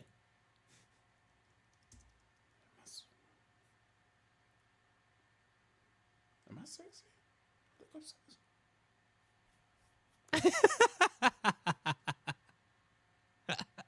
I'm hot. Hold on. And he was like, boy, you stupid. You my brother. And I was like, what? He was like, you just looked at yourself like I'm you. I was like, well, I ain't never seen me in feminine form. I'm not ready for this conversation. I can't imagine me in a boy form. Like, I think that would be a little frightening. I said, I can't imagine me in a boy form. Although I did get my red hair from my biological dad. But, like, I can't. You in a boy form? Oh, man. I couldn't imagine it. Okay, so just pull your hair back. There you go. Yeah. No, don't be happy. You have to. Also, don't do that. Men don't do that. You don't see men doing that. Pull your hair back and just look at yourself like, what the fuck? That's what a man's face is, and that's would be what you would be with the shits with. So, I don't like, think if she you wants want to fight somebody, that's what you would look like. I don't think pull it she back wants so to. you have you can't have manicured eyebrows as well. Like you can't. Like those are nice eyebrows. Gingers don't have eyebrows anyways. Yeah, it's You're all just. lying. I'm looking there's- at a manicured eyebrow. That is a well-kempt line. They're not real, bully. I'm looking at your face. I see expressions. They're not real. Okay. Yeah. Okay. Cool. Yeah. Just take your hair, pull it back. Boom. There you go. You drinking? Yeah, it's not real to old-fashioned draw it in out of like a wine Latinas, you know, glass? and down West Coast. You drinking It's a old-fashioned? bourbon glass. Bully's throwing shade at my bourbon glass. Is that a bourbon glass? Am It's a bourbon glass. Am I? I'm the. It's not a unkempt one. Glencairn, but that's for sipping like neat bourbon. Okay. I'm the Nice. unkempt one. Educate me. I'm so sorry. Oh, I'll be bringing, if I'm driving to California for NAMM, then I'll be bringing some bourbon. Actually, I Oh, should dude. say Mr. Reeves will be bringing some bourbon. But There you go. Yep, Listen, he's included. if we'll let a guitarist in the house. No, he has to be included. I want to hear him shred. I want to see if we can do some. no, sonic Oh, stuff. yeah? the thing. Yeah, The music. Sono says he wants to hear you shed. I want to shred metal. So I'll bring a so 5-string. basically, Metal! What I'm gonna end up doing is Honda would agree with that. I'm gonna give a list of songs to have on tap. I'm gonna give a list of songs to have on tap. So at any given time, if we're all sitting there and we ain't doing shit, but like watching YouTube, go ahead. Kick What's the this. song you're working on right now? Isn't it Infuri? He's got a couple that he's like regularly practicing. Nice. Also, Infuri. I It's think it definitely would be on top hilarious for us to do like Cali type music. So like MXPX, no doubt. Oh heck yeah, No dude. effects. Like I think it would be Oh, cool. no doubt. Like, I Hell think it would yeah! be Since cool. it's in the area. Yeah. Oh. And I have no problem being on the drums. I have no problem being on the drums. I vote Shannon to sing Spiderwebs while she plays bass at the same that's one of time. my songs, bro. I Heck was yeah. gonna say Rock Steady. That's who. Yeah. Fuck it. That's Um, yeah, I was gonna because that's extremely simple. Yeah. Till you get to the solo. A Tragic Kingdom, just front to back, dude. That's a very good band. Yes. But no effects, Bad Brains, Mm-hmm. Boss Tones. Just the whole Cali vibe. Surfer type shit. Yeah. So Damn, just the whole Tony Hawk soundtrack. That should be what I say. yeah. Yeah. Or Matt Hoffman BMX. because that also goes live. Oh man, we could talk about this. Best bass guitar soundtrack. Who you got? We gotta limit it to video games because if you do movies, it's not right. Nah. And there's too many. Nah, yeah. With video games, they have like their own soundtrack. Like they have it catered to just that. Movies, it's all scattered. That's kind of a hard question, though. So my submission to this is Tony Hawk Pro Skater 2. Yeah, That's my submission. Yeah, I'd weigh on that one too. Sono, what was your game of choice senior year? Sorry, senior year? High school. High school. I mean, I'm not afraid to say it. I'm old. Rock Band 2. Hey! That was dope. Yeah. That was dope. Rock Band actually got me to music a whole lot more than I was before, because junior year I was invested in music like heavily, and then I was introduced to like the games, and then that's why I was like, I want to play guitar, and then I went to bass instead, and I love it since. Yeah. How did you get into playing the bass? What was your introduction? My sister owned a bass guitar, and I started off with drums in the beginning, but I didn't like drums because it was too overly saturated, especially when I wanted to go to music school or, classes in middle school. And so I just wanted to do the bass instead because it was something that no one really like bothered to want to play because, back then it was like not the cool instrument to play. And I just did it anyway. And I loved it since. Funny enough, that ESP was the first bass I learned playing bass on. That's why I went to go on Reverb and hunt it down, because it was more of like a nostalgic piece to, play it. And also because it was the bass that got me into playing bass, like the introduction. Who's going to show it? I'm trying to remember the games I was rocking with at the time. Because I'm 37. Said that, right? So, Yeah, Sono, how old are you? 30. 30. Oh, man, baby. Yep. All right. So we're all children. What I graduated high school in 04. So 05. Okay. So I'm trying to remember. I'm going back and what was big then. So 2000 was Tony Hawk Pro Skater 2. This is what I said, 2000. All right, bet. Let's go 2001. Grand Theft Auto 3. Oh, yeah. Devil May Cry. Oh, Tony yeah. Hawk Pro Skater 3. Halo Combat Evolved. Smash Bros. Melee. All right, let's go 2002. I actually been Splinter Cell. I have been Theft Auto, replaying Vice City. Metal Gear Solid. Vice City. Halo 2, Kingdom Madden. Hearts, Kingdom Hearts. 007, Nightfire. I was just going to say 007. I've definitely played that, but that was on like Nintendo 64. But Yeah, I was it wasn't hitting. late to the game. Like that. Yeah, 03 is Tony Hawk Underground. Prince of Persia was on that tough. Heck yeah. Never beat that game. It's really sad. Buffy the Vampire Slayer had a game? Need for Speed Underground. Bruh. Okay. Let me get Metal Gear. Yeah, I love those games. I've been replaying them recently. Legend of Zelda. I didn't realize that was 04. 04. We got. Oh, Gran Tony Turismo. Hawk. We got Tony Hawk Underground. We got Need for Speed Underground again. 2. Far Cry. Halo 2. Call of Duty United Offense was in 04. Oh, Super Mario 64. Man, y'all's old. No, here's the thing. So I'm looking for Need for Speed. Now you're just a baby. I'm looking for like Hot Pursuit, cause like Hot Pursuit got me in the game messing with um the cars that I had no idea I like uh it wasn't Lamborghini. Those look weird to me, but I like the sleek joints. So Aston Martin. Oh, you can't see me because the drifting action in the Aston. Oh, you can't see me. So it's either me in a Hatchie Civic or it's me in an Aston Martin. Either way, you catching this drift. You catching this drift, and I'm running that line hard. So, and I do Hot Pursuit. So I just got to run away from the cops. You ain't about to see me, bro.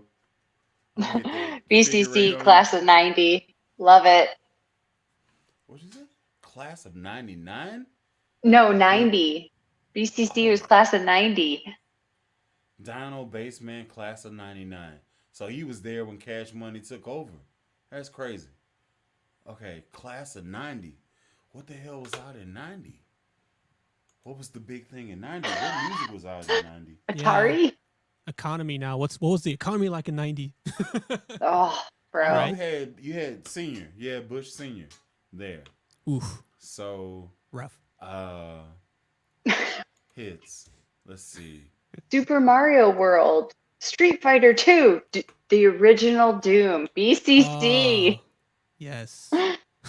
Pong. BCC, Pong. why are you not on here? I'm Yeah. dying, man. Pong. Pong. Okay. Yeah, those are my dad's games. He's like Pong, 90s. Pac-Man. That's 90s. Hold up, man. 1990 hit songs. Let's go. Okay. Now, we have You Can't Touch This. Mm-hmm. We got Do Me by Belle Biv DeVoe. Oh, that's a good song. George Michael, Praying for Time. Pebbles, blah, blah, blah, blah, blah. Sweet Sensation. If Wishes Came True.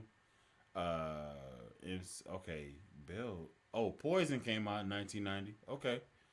You got Parachute Pants on. George Michael. Oh, Mariah Carey. Yeah. All I Want to Do on the Heart album. Ice Ice Baby came out then. Jeez. Feels Good. Tony.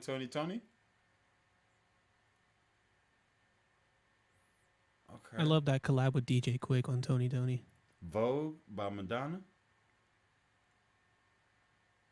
Thunderstruck came out. AC/DC. Why isn't that higher up? That's crazy. So you mean to Right? say that Thunderstruck isn't more popular than I've Been Thinking About You from London Beat?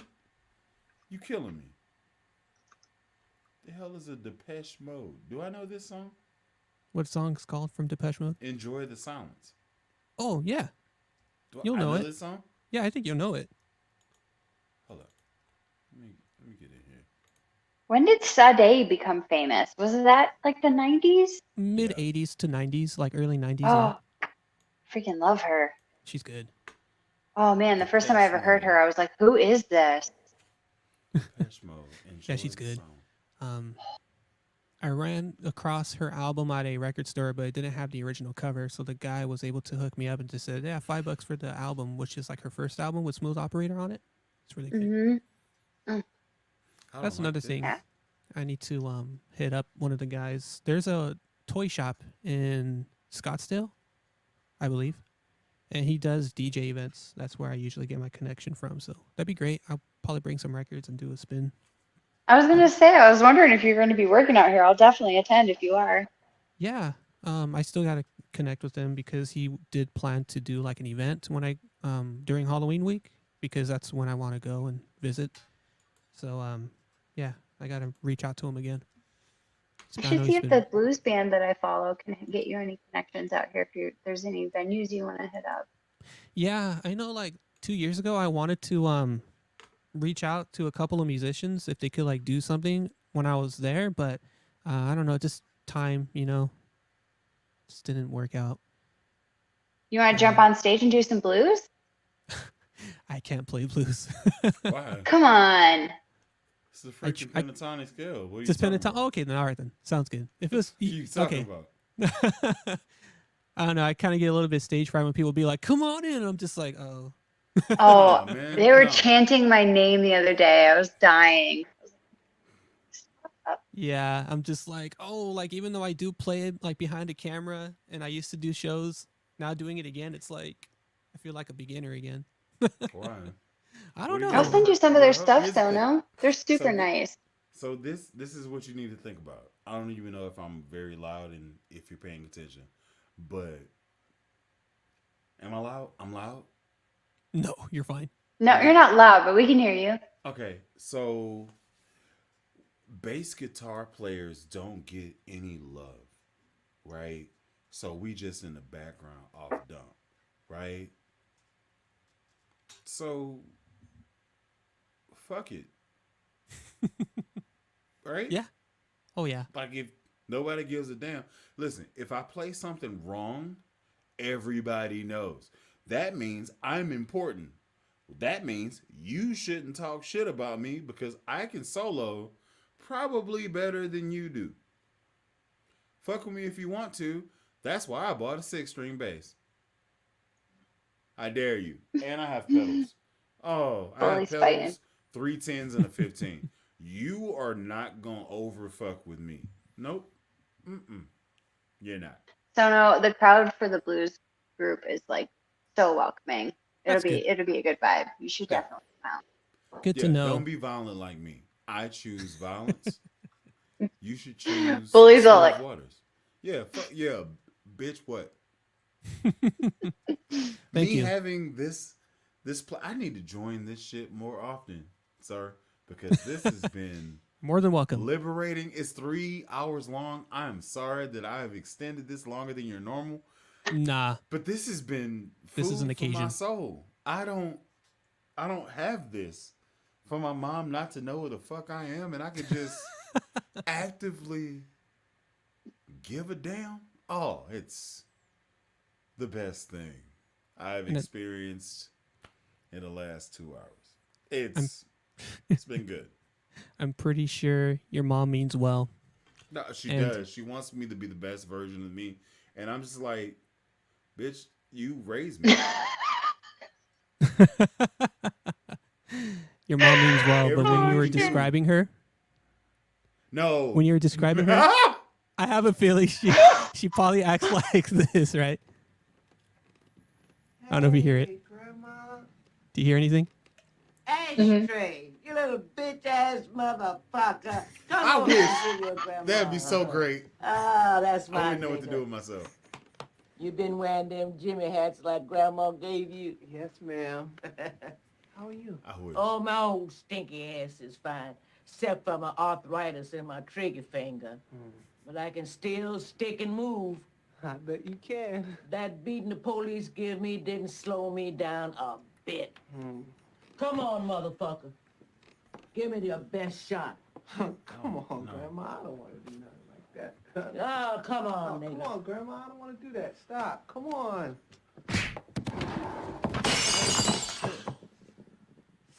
Yeah, no. Yeah, no. Damn, them fake teeth are hard. Bye-bye. Yeah, You no. still hit like a bitch, motherfucker. Yeah, no. Listen, okay. I low-key want to actually show you what my mom looks like. So, and she's not my Mrs. mom, Bully. she's my aunt. But I call her mom because I was raised by her. So, she, God damn. That's very funny. If she ever cussed, I wouldn't know what the heck to do with myself. She said hell one time and shut the church down. Oh no. And it wasn't like a place. It wasn't a noun. It was a verb or an adjective. I don't know exactly what part of speech it was. She was like, hell, I do that all the time. She said it in church on a microphone. And I was like, Oh.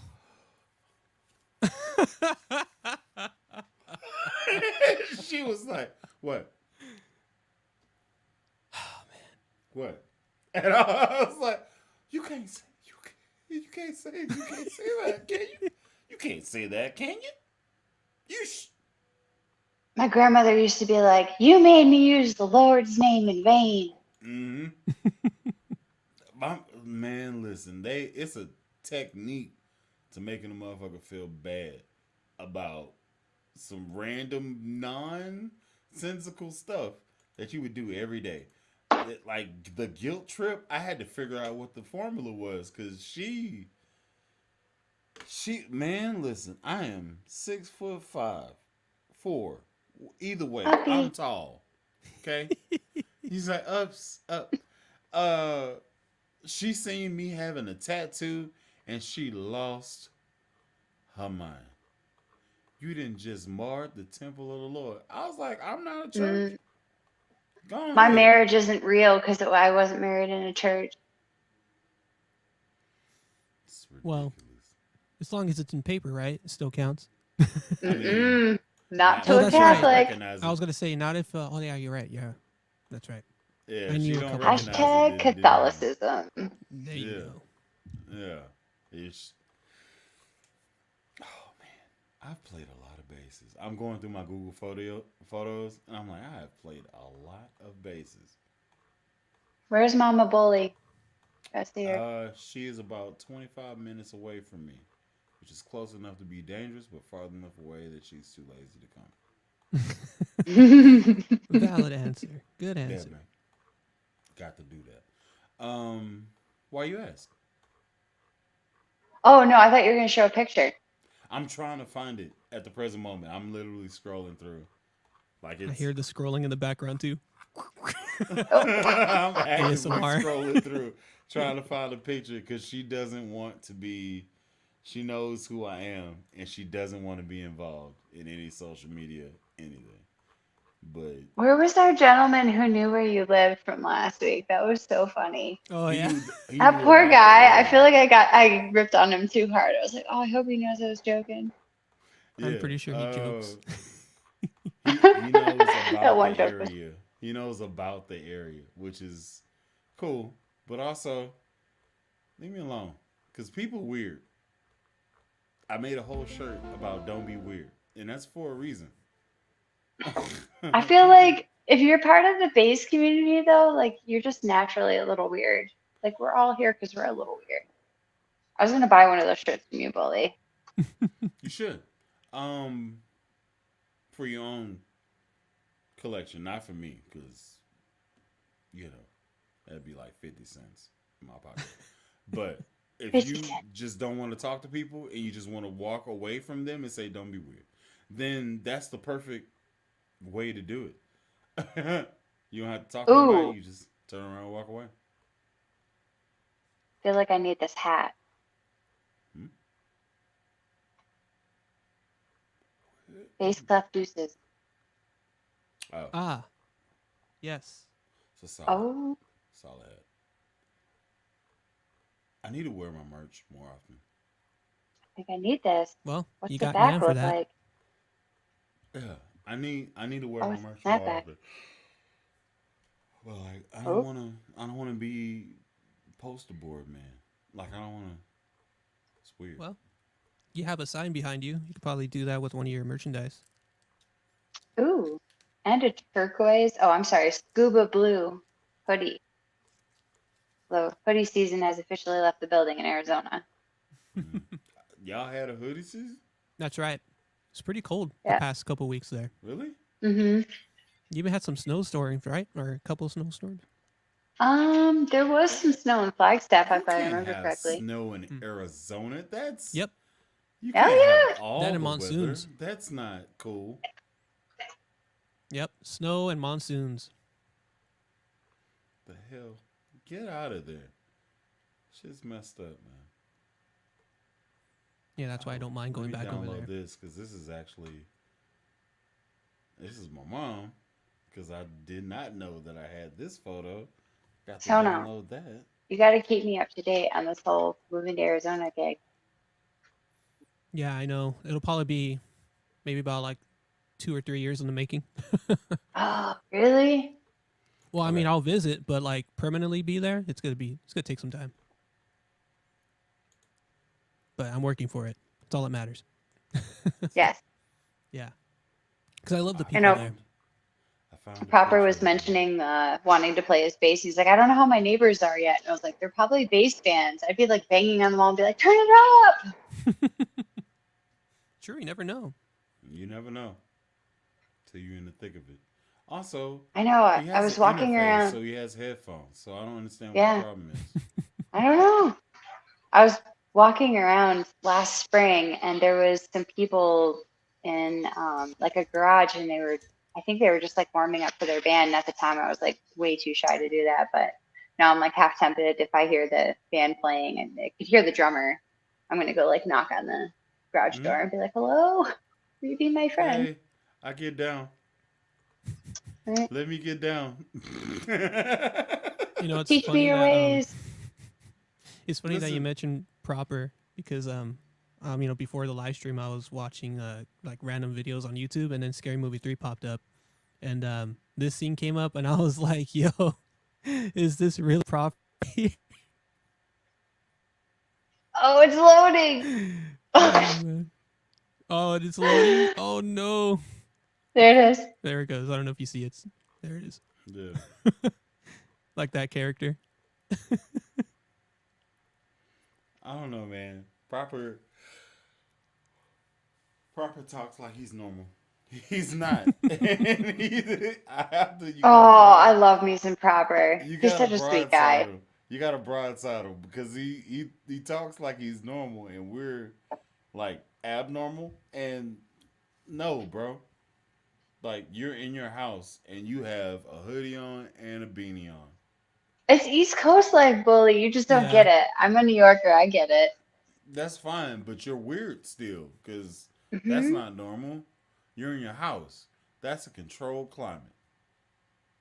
I was gonna mess with him one of the times that I joined a live stream and like dress up like him.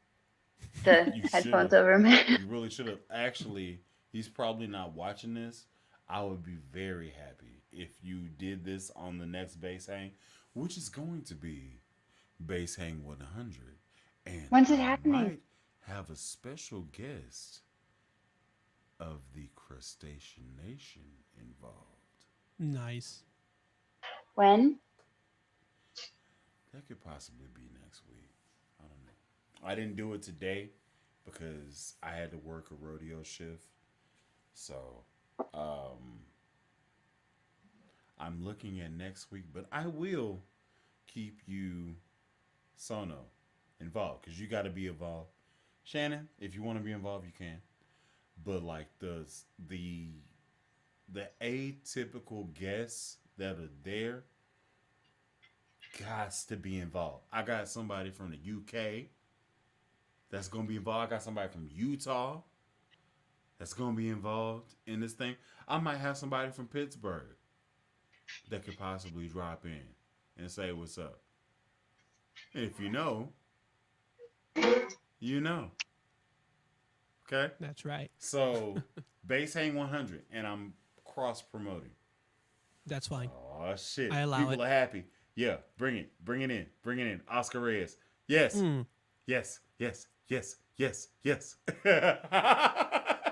So love. So Bring him love. back, man. Bring him back. Bring him back into the fold. He's a little bit different now that he's had some time to go and find himself in the break. So keep a damn open mind because you don't see this coming. You're not gonna see this coming. It's great, but you're not gonna see this coming. That's all I'm gonna say.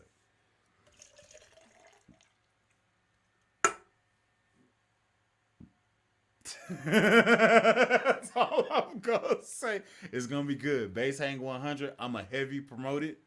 I am gonna be sending out emails to all the people that I want to be involved. Got chills.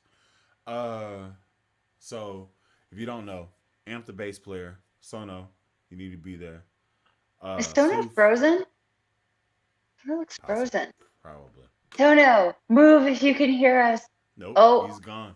He's frozen. So Sono, I'm hoping he's gonna be there. Floof, Amp the bass player, Johnny Dibble. It's gonna be earlier, so it's not gonna be the normal 7, 8, 9 o'clock. It's gonna be like 2 o'clock, 3 o'clock my time. okay. Are you gonna post So something online just so that we all know? yes, Okay, cool. I will do that. I'm gonna do that multiple times, maybe every day, just to keep y'all Cool. knowing who can possibly pull up, do some Yeah. freaking flyers or whatever. Yeah, Um, put some stuff up on Instagram too, because I'll share that as well. duh. It's gonna be interesting because these motherfuckers are characters and it's gonna be a good time. The Centennial gots to be a thing that you say what the hell for. You know? Mm-hmm. Oh, it's got to be a thing. I love the bass community. As like a new bass player, I've been talking a lot to like Hondo, Proper, Sono, I gotta put and Hondo in the even game Tommy. too. I Yeah, gotta put Hondo. Hondo in the game too. Is he Hondo, on here? He was on here earlier. he was earlier. He's probably not anymore. But he's the reason why I have medium scale bully. I didn't know it was possible to even have a little Funko Pop or whatever. But now I'm over here looking like, where do I get glasses? Because I'm part of the bespeckled community now. I like the thick framed ones. Those ones are dope. The Sono! Back in his own channel. My computer restarted on me. I was like, "What happened?" And I hope it didn't like crash the stream, but it's still going. So I'm so glad it's still going. Nah, you cool. You say you like the thick ones, like the thick black glasses? Really? Interesting. Okay. That's the look. What do you think, Sono?